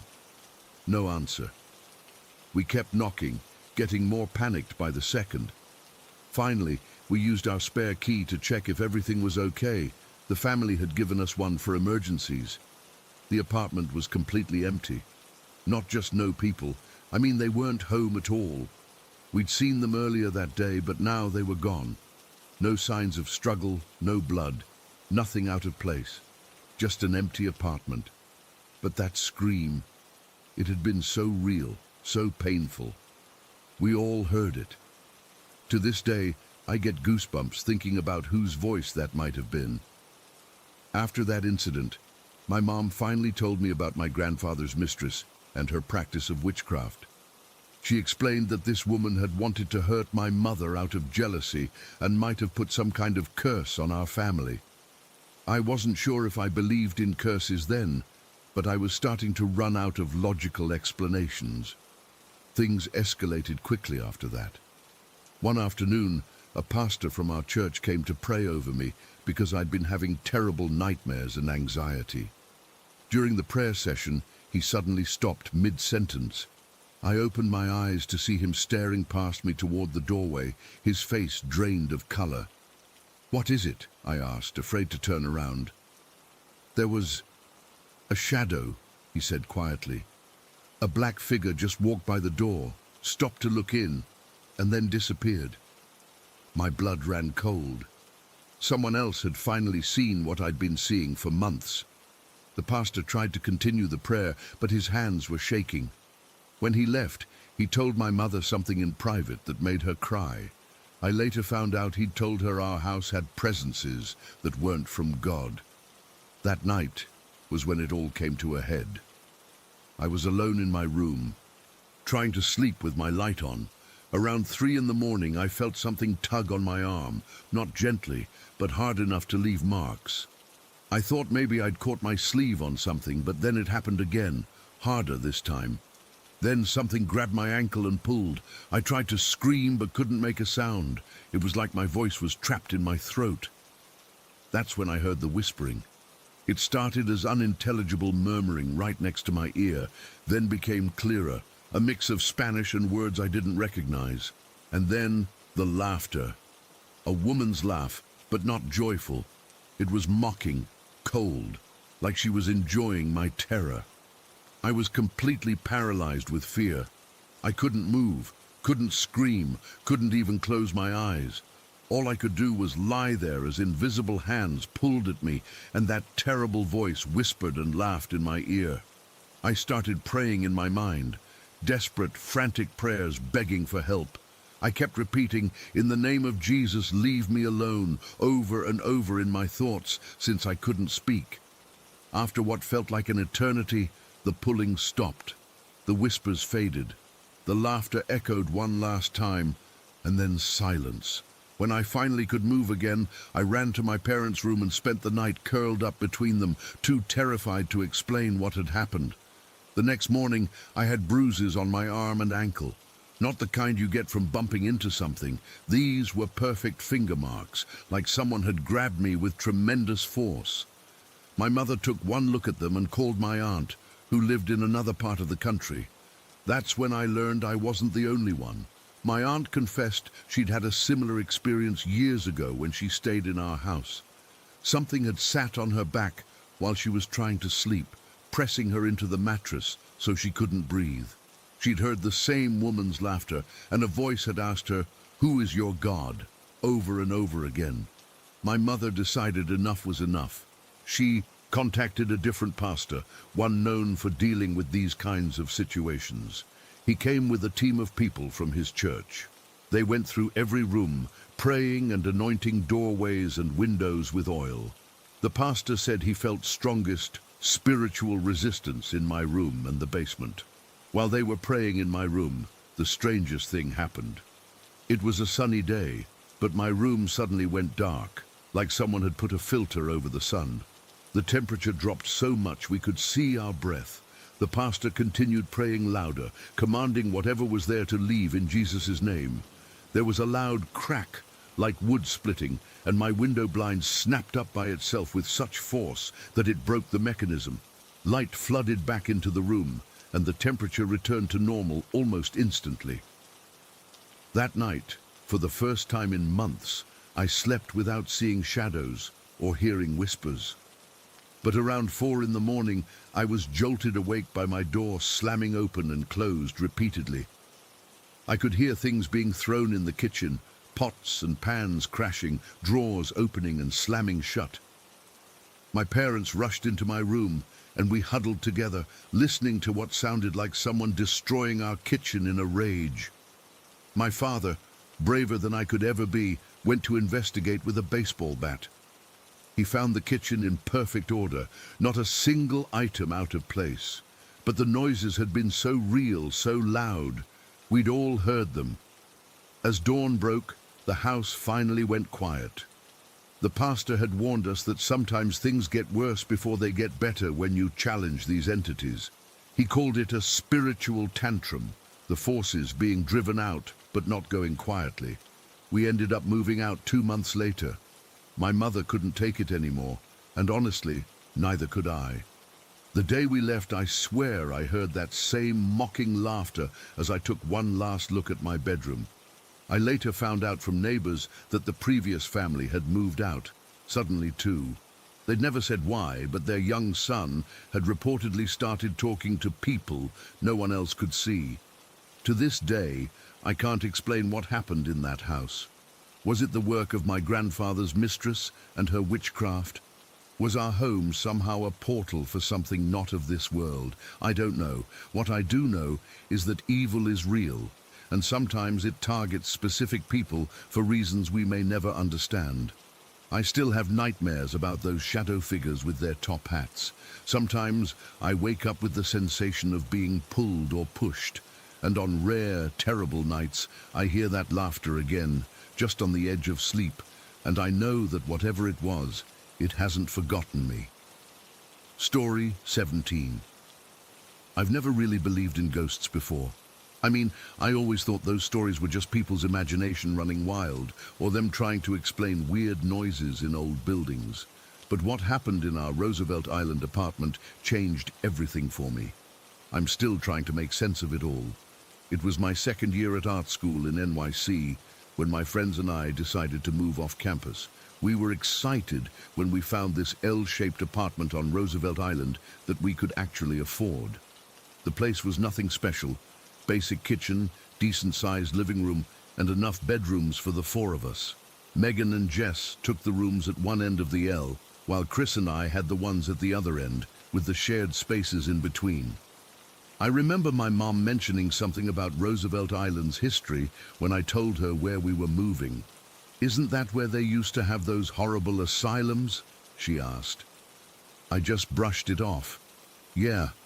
There was an old smallpox hospital at the south end that's now in ruins, and there were mental institutions back in the day when the island was called Blackwell's Island. But that was all ancient history, and our apartment building was modern, built in the 80s, I think. The first few weeks were normal. We were busy with the fall semester starting, setting up our apartment, and getting used to commuting to Manhattan on the tram. I had converted part of my bedroom into a small studio space since the lighting was good, and I needed somewhere to work on my paintings without making a mess in the common areas. It was probably about 3 weeks after moving in when I first noticed something off. I was alone in the apartment one afternoon, working on a still life for my composition class. Everyone else had classes until evening on Thursdays. I was completely focused on mixing this particular shade of blue I needed, when I suddenly got this overwhelming feeling that someone was standing right behind me. It wasn't like a slight paranoia. It was this absolute certainty that if I turned around, I would see someone there. The hair on my arms stood up, and I could feel this cold pressure on the back of my neck, like someone breathing. I spun around so fast I knocked over my water cup, but there was nobody there, just my empty bedroom. I laughed it off, cleaned up the water, and blamed it on being too caught up in my painting, but I couldn't shake that feeling for the rest of the day. When my roommates got home, I didn't mention it. It seemed too stupid. About a week later, I was reading in bed late at night. Everyone else had gone to sleep, and I was facing the wall with my back to my bedroom door. I had this small reading light clipped to my book so I wouldn't disturb anyone. I remember I was reading this dense art theory text and struggling to stay awake when I noticed a shadow fall across my page. Not like the shadow of my head or hands, a tall shadow that seemed to be looming over me from behind. I figured it must be Chris coming to ask me to turn off my light or something, so I turned around to apologize, but there was nobody there. My door was still closed exactly how I'd left it. The shadow was gone too. I tried to convince myself it was just my eyes playing tricks from being tired, but I couldn't focus on reading anymore. I turned off the light and pulled the covers up to my chin, feeling ridiculous, but genuinely freaked out. I finally managed to fall asleep, but I woke up around 3 in the morning with that same awful feeling of being watched.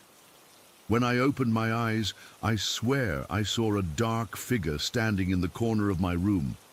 It was taller than any of my roommates, just this black shape against the already dark room. I couldn't make out any features, but I knew it was looking at me. I yanked the covers over my head like a little kid and stayed that way until my alarm went off at 7, too terrified to look. In the morning, I felt stupid. I told myself it was just a nightmare, or maybe clothes hanging on my door that looked like a person in the dark. But I started sleeping with my bedside lamp on after that. The weird experiences continued. I'd be doing dishes and catch what looked like someone walking down the hallway out of the corner of my eye. But when I'd look, there'd be no one there. I'd be in the shower and hear what sounded like my name being called, only to find the apartment empty when I got out. I started to wonder if I was losing my mind until one night when Jess mentioned something over dinner. Has anyone else been feeling, I don't know, weird in the apartment lately? She asked, pushing her pasta around her plate. We all stopped eating and looked at her. What do you mean by weird? Megan asked. Jess looked embarrassed. This is going to sound crazy, but I keep thinking I see someone in the hallway at night. Like I'll wake up and go to the bathroom, and I swear I see someone walking around, but then no one's there. When was this? Chris asked, leaning forward. A couple nights ago, around 2 in the morning. I thought it was one of you guys, but when I checked, everyone's doors were closed and I could hear you all snoring. I felt this rush of both relief and terror. Relief that I wasn't imagining things, and terror because that meant something was actually happening in our apartment. I've been seeing things too, I admitted, and told them about the shadow and the figure in my room. Chris and Megan exchanged looks. I've been feeling like someone's watching me when I'm in my room, Megan said quietly. I thought I was just being paranoid about living in a new place. Chris admitted he'd been having nightmares about being trapped in a hospital with doctors experimenting on him. He'd wake up feeling like he couldn't move, with this weight on his chest. We spent the rest of the night sharing our experiences, trying to find logical explanations. Maybe it was the building settling, or weird lighting from the city across the river, or our imaginations feeding off each other. But deep down, I think we all knew something wasn't right. Things escalated around Halloween. We decided to host a small party in our apartment, just some friends from school, nothing wild. During the party, the conversation somehow turned to ghost stories, and Jess mentioned our creepy apartment vibes, as she called them. Our friend Tyler immediately said, "Oh my God, I thought it was just me. Every time I come over, I feel like I'm being watched." Another friend, Alyssa, admitted that she always felt uneasy on our balcony, like something was trying to push her over the railing. But the most disturbing thing came from Emma and Danny, who had crashed on our couch after a party the month before. They both described having identical nightmares that night, being paralyzed in their sleep, feeling like they were floating above the couch and then spinning uncontrollably. They'd never told each other about the dreams until that moment at our Halloween party. "It's probably because of the island's history," said Kevin, who was majoring in New York history. "This whole place was basically a dumping ground for people society wanted to forget about. The mentally ill, smallpox patients, prisoners, they all suffered and died here. Some buildings were built right on top of old burial grounds. Someone suggested we try using a Ouija board, but I shut that down immediately. Whatever was happening, I didn't want to make it worse by inviting it to communicate." After the Halloween party, things intensified.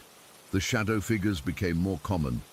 We'd all see them, tall, dark shapes moving through the hallway or standing in doorways. Sometimes they'd disappear when you looked directly at them. Other times, they'd linger for a few seconds before fading away. The confirmation that we weren't collectively losing our minds came when my friend Zach stopped by unexpectedly one evening to borrow some art supplies. We were sitting in the living room when he suddenly tensed up, looking past me toward the hallway. "What's that black thing in the hallway?" he asked, his voice tight. I turned around and saw it, a dark, humanoid shape just standing there watching us. When I looked back at Zach, His face had gone pale. He could see it too. It wasn't just in my head. We don't know what that is, I said quietly. The shape retreated into the darkness of the hallway.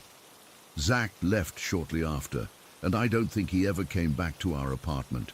By December, we were all sleeping with lights on. Chris had started spending most nights at his girlfriend's place. Megan and Jess would only go to the bathroom in pairs. We were all on edge, jumping at every noise, avoiding being alone in the apartment. Winter break finally arrived, and Megan, Jess and Chris all went home to their families. I had planned to stay behind to work on my portfolio for an upcoming exhibition. The thought of being alone in that apartment terrified me, so I asked my friend Alex to stay with me for a few days. The first night Alex stayed over was when it happened. The thing I still can't explain away. The thing that makes me sure what we experienced was real.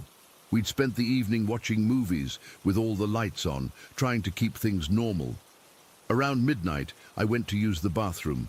I left the door open a crack because, honestly, I was too scared to close it completely. Alex was still in the living room, just around the corner, and we were talking about what movie to watch next. There was a brief pause in our conversation as I was washing my hands.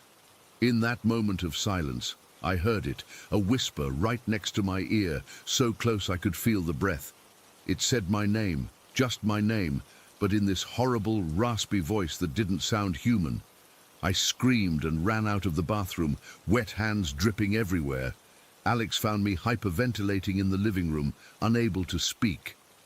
When I finally calmed down enough to explain what happened, we packed our bags and spent the night in a hotel. I never spent another night in that apartment alone. After winter break, we started looking for a new place, making up excuses about the commute being too long or the heating being unreliable. We moved out at the end of the spring semester. I've tried to rationalize what happened. Maybe it was the power of suggestion or stress or our imaginations running wild after learning about the island's history. But I know what I heard that night in the bathroom. Something whispered my name. Something that knew I was alone and vulnerable. Sometimes I walk past Roosevelt Island on the Manhattan side and look across the water at our old building. I wonder if the new tenants feel it too. That heavy presence, those watching eyes, those shadows that move on their own. I wonder if they hear their names whispered when they're alone. I don't know if I believe in ghosts exactly, but I know something was in that apartment with us. Something that suffered, something that stayed, something that wanted us to know it was there. And sometimes, late at night, I still check the corners of my room before I turn out the light. Story 18. I'm not someone who believes in ghosts or anything supernatural. At least, I wasn't before that night. I've always been the skeptical type, the guy who laughs during horror movies and explains away haunted houses with drafty windows and old pipes. But what happened last month has completely changed how I see the world. My name's Noah, and my best friend Liam and I have lived in Oak Ridge our entire lives. It's a small rural town, the kind where everyone knows everyone, with farmland to the east and dense forest covering the western edge. The forest has always had stories attached to it. Local legends, missing hikers, strange lights. You know, the usual small-town folklore. We never paid much attention to those stories growing up. Liam and I have been friends since elementary school. We're both Muslim, which made us stick together in our predominantly Christian town. It wasn't bad growing up here or anything, just that shared experience brought us closer. We're both 19 now, working local jobs and saving for college. That Friday night started like any other. Liam's parents were visiting relatives 2 towns over and wouldn't be back until Sunday. We were hanging out at his place, playing video games and watching YouTube videos when we stumbled across some ghost hunting content. It was the usual stuff. People in dark hallways jumping at every creak, EVP sessions, spirit boxes. We were laughing at how fake it all seemed. I bet we could make a better ghost hunting video than these guys, I joked. Liam pulled out his phone. There's this spirit box app that's supposed to be pretty good. Want to try it? I shrugged. Sure, why not? It's all random anyway. That was our first mistake. Liam downloaded the app while I raided his kitchen for snacks. When I came back, he had set up his bedroom with the lights dimmed and 2 pairs of earbuds connected to his phone using a splitter. I found some Reddit posts about how to use this properly, he explained. Apparently it works better if one person is blindfolded and uses the earbuds to listen while the other person asks questions. And you believe that? I laughed. No, but it makes for better video, right? We weren't actually recording anything, but I went along with it. We found a bandana to use as a blindfold, and I volunteered to go first. I figured it would be a few minutes of static and random words before we got bored and went back to video games. I sat on the edge of Liam's bed, put in the earbuds, and tied the blindfold around my eyes. The app started with a low hum of white noise, occasionally breaking into snippets of radio stations and random words. Liam began asking questions. Is anyone here with us tonight? The static continued for several seconds. Then I heard a clear voice say, yes. It wasn't particularly creepy, just a single word that could have been from a radio station or generated by the app. What's your name? Liam asked. I didn't hear a response to that one, just more static. Liam continued with basic questions, and I heard occasional words that seemed to respond: cold, dark, here. Nothing that couldn't be explained by coincidence or my brain trying to find patterns in the noise. Then Liam asked, do you want to communicate with us? Help, came a voice through the static. It was clearer than the previous responses. What do you need help with? Liam asked. Attached. I felt a chill run down my spine. The word itself wasn't scary, but the way it was delivered, flat, emotionless yet somehow urgent, made me uncomfortable. What do you mean by attached? Liam's voice had lost some of its playfulness. The static grew louder, and I heard what sounded like multiple voices overlapping, though I couldn't make out what they were saying. Who are you attached to? Liam asked. Red hair. My stomach dropped. I had dyed my hair bright red, about a month earlier on a whim. I hadn't mentioned this to Liam, but he immediately picked up on it. Noah has red hair. Are you attached to Noah? Yes. I wanted to rip off the blindfold and earbuds right then, but a part of me needed to hear more. I needed to convince myself this was just coincidence. How many spirits are here with us? Liam's voice was quieter now. We are here. Where are you from? Forest. The western forest, the one that borders our town, the one with all the stories. What's in the forest? Liam asked. Come find us. That's when I remembered that 3 of our friends lived in houses near the forest edge. They were always complaining about strange noises at night and their dogs barking at nothing. What's your name? Liam tried again. The static grew louder, almost painful in my ears, then suddenly cleared as a voice said, He's coming. Who's coming? Run. Who should we run from? Don't speak of him. My hands were shaking. I wanted to stop, but I also needed to understand what was happening. Liam continued. How did you die? Bombing. That hit me like a truck. In 2006, construction workers had discovered several unexploded hand grenades from World War II in an old building on our town's main street. History teachers talked about how our area had been used for military training during the war. Some of those munitions had never been found. When did you die? Liam asked. The app fell silent. Not even static came through the earbuds. Just complete silence that lasted for nearly a minute before I heard a whispered, run, so close it felt like someone was standing right next to me. I ripped off the blindfold and pulled out the earbuds.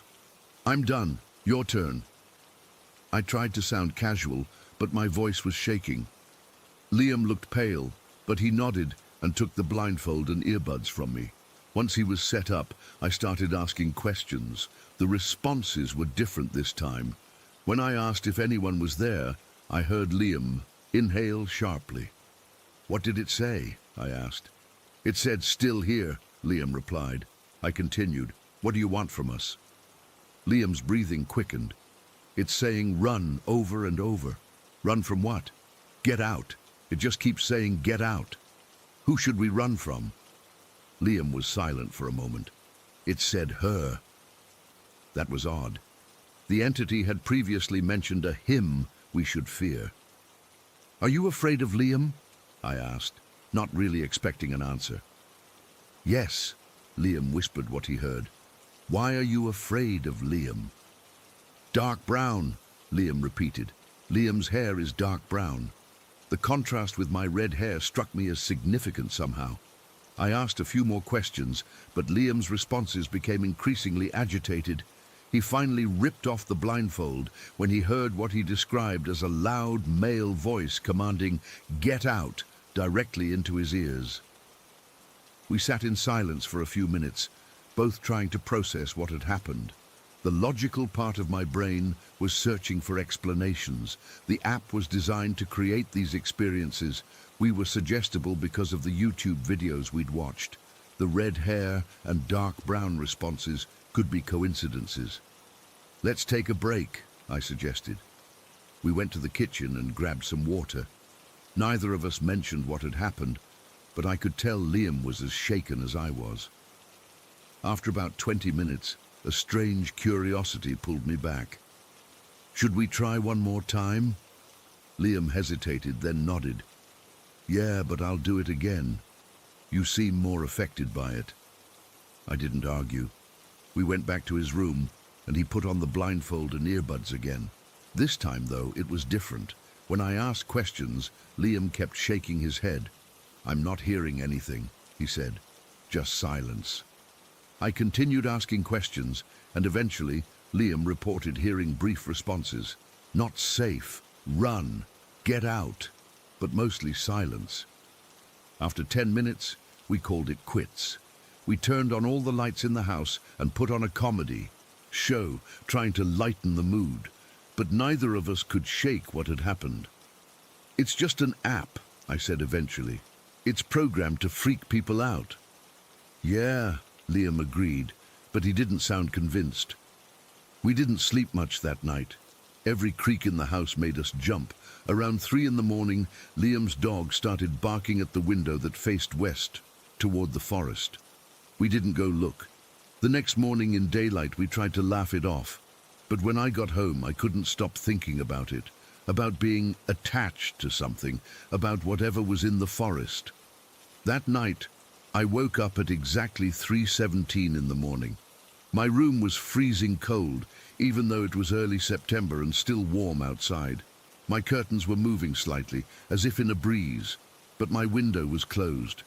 As I watched, transfixed, they began to move more deliberately, like someone was running their hand along the fabric. I couldn't move, couldn't scream, just watched as the curtains swayed back and forth. Then my closet door, which had been closed when I went to bed, slowly creaked open. Just an inch or two, but enough to make my heart feel like it would explode. Nothing came out, nothing happened. After what felt like hours, I managed to reach over and turn on my lamp. The room was empty, the curtains were still, the closet door was open just a crack. I called Liam the next morning and told him what happened. He was quiet for a long time, before admitting that he'd heard footsteps in the hallway outside his bedroom all night. His parents were still away. Over the next week, strange things kept happening. Objects in my room would move slightly when I wasn't looking. I'd feel cold spots in my house. My phone would randomly open to the Spirit Box app, which I hadn't even saved to my home screen. Liam reported nothing unusual happening to him after that night, which somehow made it worse. It confirmed what the spirit had said. It was attached to me, not him. Whatever it was, last night was the worst. I woke up again at 3:17. My room was ice cold. I could see my breath forming clouds in the air. As I lay there, paralyzed with fear, I heard a soft whisper near my ear. "Forest, come find us." I haven't told Liam about that yet. I'm writing this all down to try and make sense of it, to see if putting it into words makes it seem less real somehow. It doesn't. I keep thinking about the forest to the west of town, about what might be waiting there, about the entity that said it was attached to me now, about why it and the others fear Liam. I don't know what to do. I can't sleep. I'm afraid to be alone in my house. Every time I close my eyes, I hear that whisper, "Come find us."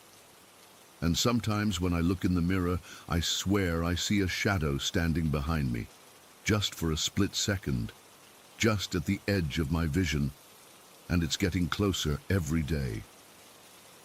Story 19. I never thought I'd actually share this with anyone outside my family, but something happened last week that brought it all rushing back. I'm still trying to process everything, so maybe writing it down will help. I grew up in a small village in Romania, the kind where everyone knows everyone, and superstitions are as common as farm animals. My childhood home was nestled between rolling hills and dense forests, surrounded by neighbors who'd lived there for generations. We weren't wealthy by any means, but we had a decent main house and an older, smaller family house in the back of our property that was mainly used for storage. When I was about 7 years old, my dad worked long shifts at the factory in the nearest town. He'd come home exhausted and often fall asleep watching TV. One night, I snuck into the living room after he dozed off and discovered a show called A Haunting. I was completely mesmerized. The stories about ghosts, spirits, and paranormal encounters captivated me in a way nothing else had before. After that first accidental viewing, I became obsessed. I'd wake up early before school to watch paranormal documentaries, or stay up late when my parents thought I was sleeping. I started collecting ghost stories from the older villagers, who were all too happy to share their experiences with the eager little girl who actually believed them. My grandmother especially had countless tales about spirits, haunted forests, and entities that lingered between worlds. Looking back, I realized my parents should have monitored my TV time more closely, but in rural Romania in the early 2000s, parental controls weren't exactly a priority. My mom would occasionally scold me for filling my head with nonsense, but she never really stopped me. It was about 3 months into my paranormal obsession when things started getting weird. At first, it was just a feeling, that prickly sensation on the back of your neck when you think someone's watching you. I'd be playing in my room and suddenly feel like I wasn't alone anymore. I'd spin around, expecting to see my mom or dad, but there would be nobody there. As the weeks went on, the feeling grew stronger, especially at night. I started sensing a presence in my room, something that wasn't human, something that had been drawn to me because of my interest in the supernatural. It's hard to explain how I knew it wasn't human.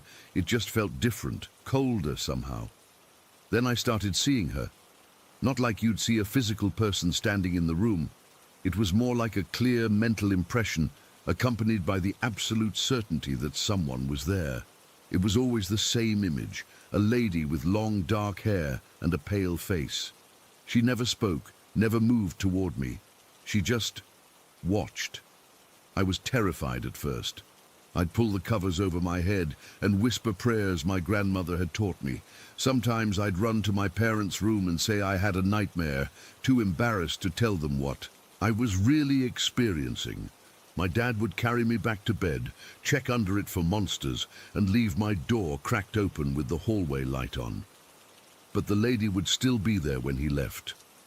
After about 2 weeks of this nightly terror, I was exhausted.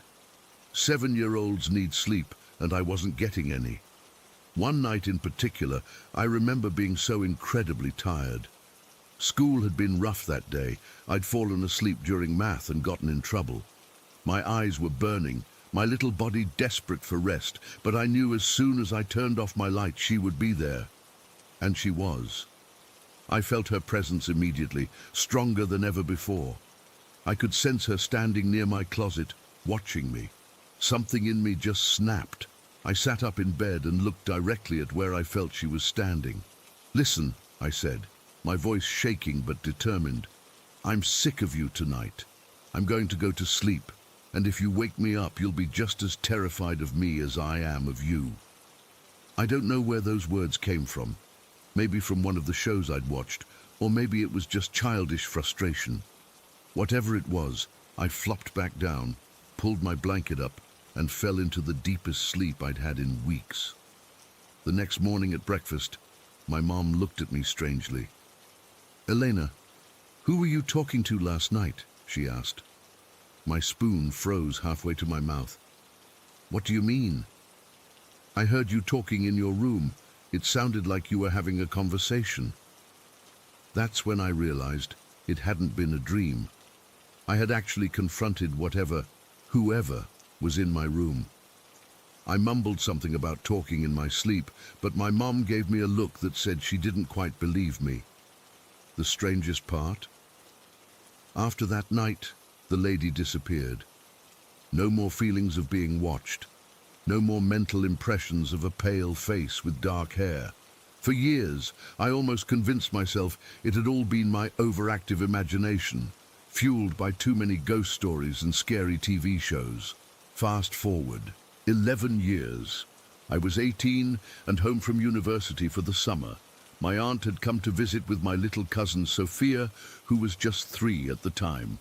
It was a hot July day, and I was tasked with watching Sophia while the adults prepared lunch inside.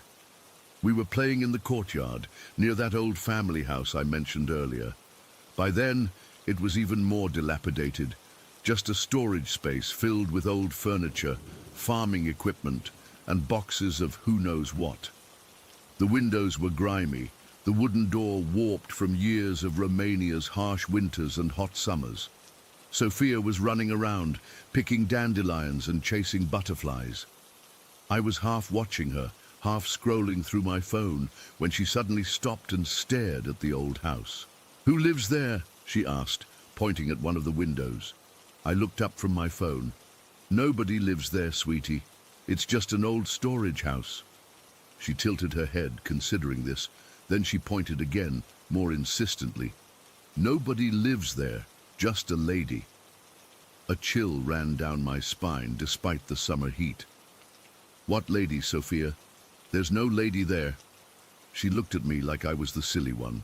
"The lady in the window. She's looking at us." I forced myself to look at the window she was pointing to. It was on the second floor, partly obscured by an overgrown tree branch.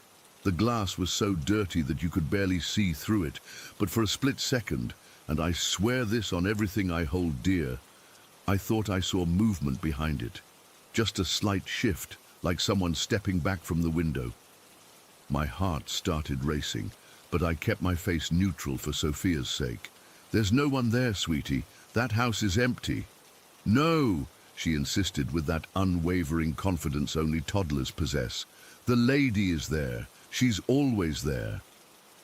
Before I could respond, my mom and aunt came out to the courtyard, carrying plates of food for an outdoor lunch. Sophia immediately ran to them, excited about her discovery. "Mama, Mama! Who lives in that house?" she asked my aunt, pointing again to the window. My aunt laughed. "No one lives there, silly girl. That's just Auntie's old storage house." Sophia shook her head vigorously. "No, the lady lives there." She pointed directly at the same window again. My mom, who had been setting down a pitcher of lemonade, froze. She looked at where Sophia was pointing, then at me. Our eyes met, and I knew immediately she was remembering my imaginary friend from 11 years ago. "What lady, sweetie?" my mom asked Sophia carefully. "The lady with the dark hair. She's standing right there." Sophia pointed again, unwavering. My mother's face went pale. She set down the pitcher with shaking hands and muttered something to my aunt that I couldn't hear. Then she looked at me and said, "She's just like you," before turning away and refusing to discuss it further. That night, I couldn't sleep. I kept thinking about the lady I'd sensed as a child and how Sophia had seen her in exactly the same way. I wanted to ask my mum what she'd meant by, "She's just like you," but something held me back. There was a weight to her words that scared me, like she knew more than she was willing to share. The next morning, I woke to the sound of my father making phone calls. Within a week, contractors arrived to demolish the old house. My parents claimed it was because the structure had become unsafe, but I knew better. They were tearing it down because of what Sophia had seen. I tried to ask my mom about it once when we were alone in the kitchen. Is this because of what Sophia said about the lady in the window? She stopped washing dishes, her hands dripping soap into the sink. Some things are better left alone, Elena, she said quietly. Some things run in families. That was all she would say on the matter, no matter how much I pressed. The demolition took 3 days. I stayed away from the site as much as possible, but on the final day, when the last wall came down, I felt something, a release, like a sigh spreading through the property. That night, I slept better than I had since coming home for the summer. For years after that, life was normal. I graduated university, got a job in Bucharest, visited my parents on holidays. The incident with Sophia and the lady in the window became another family story we never discussed, until last week. I was visiting my parents, now living alone in the same house where I grew up. We were having dinner when the power went out, not uncommon in our village during stormy weather. My dad went to find candles, and my mom and I sat in the dark kitchen, listening to the rain. "Do you remember the lady?" my mom asked suddenly, her voice barely audible above the storm. I didn't need to ask which lady she meant. "Yes. I saw her too, you know, when I was a girl. My grandmother saw her before me." She paused. "She only appears to the women in our family." Before I could ask what she meant, my dad returned with candles, and my mom changed the subject abruptly. That night, as I lay in my childhood bedroom, I felt it again. That familiar presence I hadn't sensed in almost 15 years. A chill spread through me as I realized the demolition of the old house hadn't ended anything. The lady was back, and somehow I knew she had never really left. Story 20. I've never told this story to anyone outside my family. I don't know if writing it down will help, but after what happened last week with my mom, I need to get this off my chest. I grew up in Pine Grove, one of those tiny towns where everyone knows everyone else's business. Our house was at the edge of town, backing up to thick woods that seemed to go on forever. It was a simple 2-story home with creaky floors and those old-fashioned wallpapered hallways that always seemed darker than they should be, even during daytime. From as early as I can remember, maybe around 4 or 5, I was terrified of sleeping alone, not just the normal kid stuff where you're afraid of monsters under the bed. This was different. My room was at the end of the upstairs hallway, and I'd lie awake for hours, heart pounding, eyes fixed on my bedroom door, waiting for something. I couldn't explain it then, and I'm not sure I can explain it now. My parents tried everything, nightlights, leaving the door open, checking under the bed with me every night, but nothing worked. Eventually they gave up and just let me sleep between them. I think they figured I'd grow out of it eventually. Most kids do, right? The first time I saw her, I was 7. It was mid-October, unusually cold that year. I remember because Mom had just put extra blankets on all the beds. I was lying between my parents, wide awake as usual while they slept soundly on either side of me. The digital clock on my dad's nightstand read 3:15 am, that weird time of night where everything feels suspended. That's when I noticed it, a soft golden glow coming from the hallway. At first, I thought Dad had left the bathroom light on, but this light was different. It pulsed slightly like a heartbeat and seemed to be getting brighter. I propped myself up on my elbows to see better, and that's when she appeared. A woman, tall and impossibly slender, standing in the doorway. Her hair was this vibrant red, not orange or auburn, but proper red like fresh blood, and it flowed all the way down past her waist. She wore a yellow dress that seemed to ripple even though there wasn't any breeze. It was the same yellow as the daffodils that grew in our backyard every spring. There was a single white flower tucked behind her ear. A daisy, I think. The strangest part? She was glowing. Not like she was lit up from behind, but like the light was coming from inside her, making her skin look translucent, and she was looking directly at me. I froze, couldn't move, couldn't scream, couldn't even blink. We just stared at each other for what felt like forever. When I finally managed to move, I frantically shook my mom's arm. "Mom," I whispered, then louder, "Mom, there's someone in the doorway." Mom groaned and rolled over. "What, honey? What's wrong?" I pointed toward the door. "There, look, the lady in the yellow dress." Mom sat up, rubbing her eyes. She squinted toward the doorway, then turned on her bedside lamp. "There's nobody there, Lily," she said, voice thick with sleep. "It was just a dream." But she wasn't right. The woman was still there, watching us, unmoving. How could Mom not see her? The woman was literally glowing in the darkness. "She's right there," I insisted, tears forming. "She has red hair and a yellow dress, and she's looking at me." Mom held me close. "Shh, there's nothing there, sweetie. You were dreaming." But I wasn't dreaming. And as Mom rocked me back to sleep, I kept my eyes on the doorway where the woman stood, perfectly still, watching. She didn't leave until I finally fell asleep. I didn't tell anyone else about her after that night. What was the point? No one would believe me. But she came back, again and again. Always at night, always standing in that same spot, always watching me with those unnervingly calm eyes. The second time was about a month later.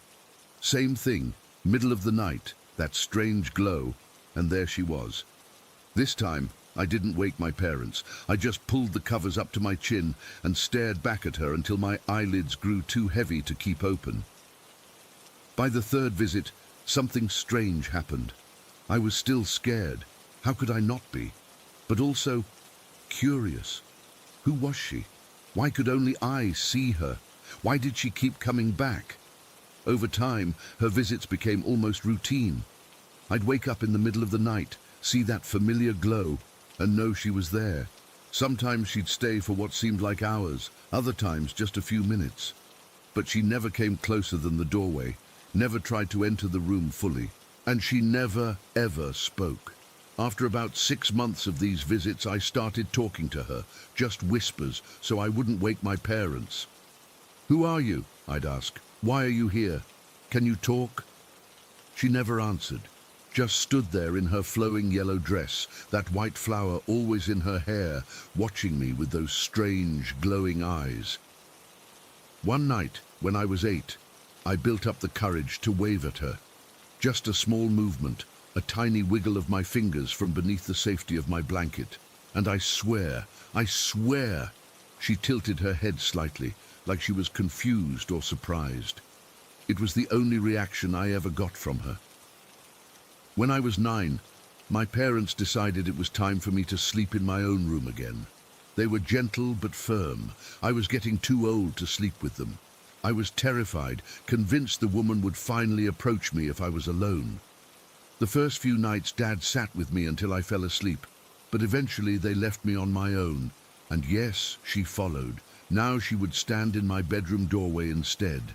That same yellow dress, that same red hair, that same unblinking stare.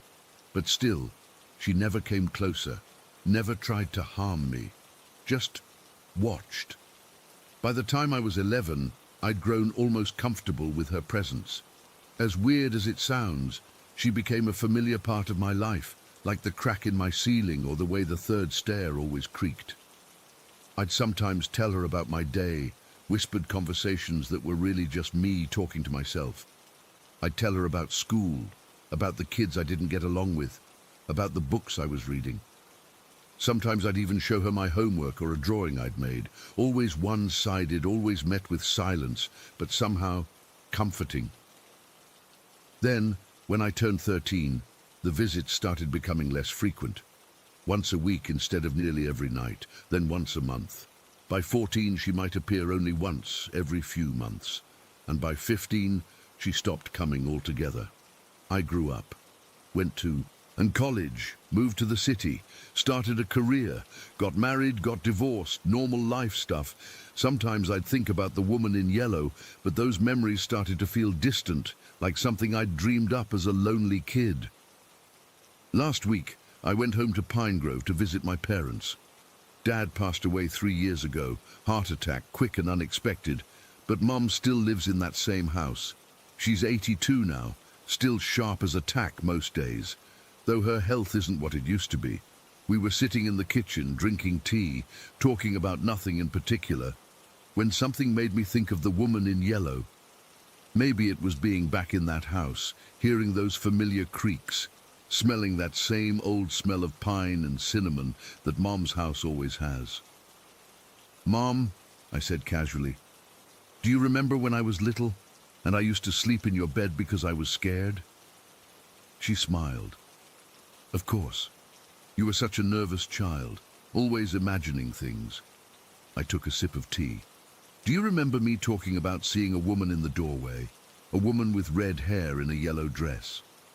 The change in her was instant and shocking. The color drained from her face. The teacup she was holding clattered against the saucer. Her hands were suddenly shaking. "Mom, are you okay?" "Why would you bring that up?" Her voice was tight, strained. "After all these years, why would you mention that?"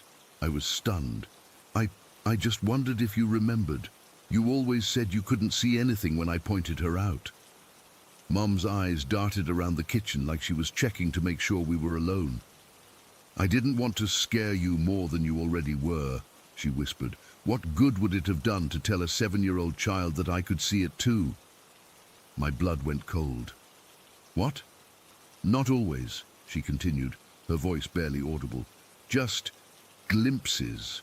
A flash of yellow, sometimes a glow where there shouldn't be one. Once, I thought I saw red hair, but never clearly. Never the way you described her." She reached across the table and grabbed my hand. Her fingers were ice cold. "I prayed every night that she wouldn't hurt you, that whatever she was, she'd leave you alone." "But she never did anything," I said, feeling oddly defensive. "She never tried to hurt me, she just watched." Mom shook her head. Please don't talk about her anymore. Not in this house." "But Mom, no!" It came out sharper than I think she intended. She took a deep breath. "After your father died, I saw her again, standing at the foot of my bed. Just once, just for a moment. But it was her, the woman you described all those years ago. The yellow dress, the red hair, that flower." She swallowed hard. "I don't know what she wants. I don't want to know. And I don't want to talk about her again." We didn't. The subject was closed, but I haven't been able to stop thinking about it since I got back to my apartment in the city. Last night, I woke up at exactly 3:15 a.m. My bedroom was filled with a soft, golden glow. And there she was, standing in my doorway, exactly as I remembered her. The yellow dress, flowing as if caught in some unfelt breeze, the vibrant red hair, the white daisy tucked behind her ear. She hasn't aged a day in 25 years. I didn't feel afraid this time, just resigned, I guess. Like meeting an old friend you've been expecting to run into sooner or later. "Hello," I said. "It's been a while." She didn't respond, of course, just watched me with those same unblinking eyes. But I swear, just before she faded away, I saw her lips curl into the slightest hint of a smile. I still don't know who she is or what she wants, but I have a feeling this isn't the last time I'll see the woman in yellow.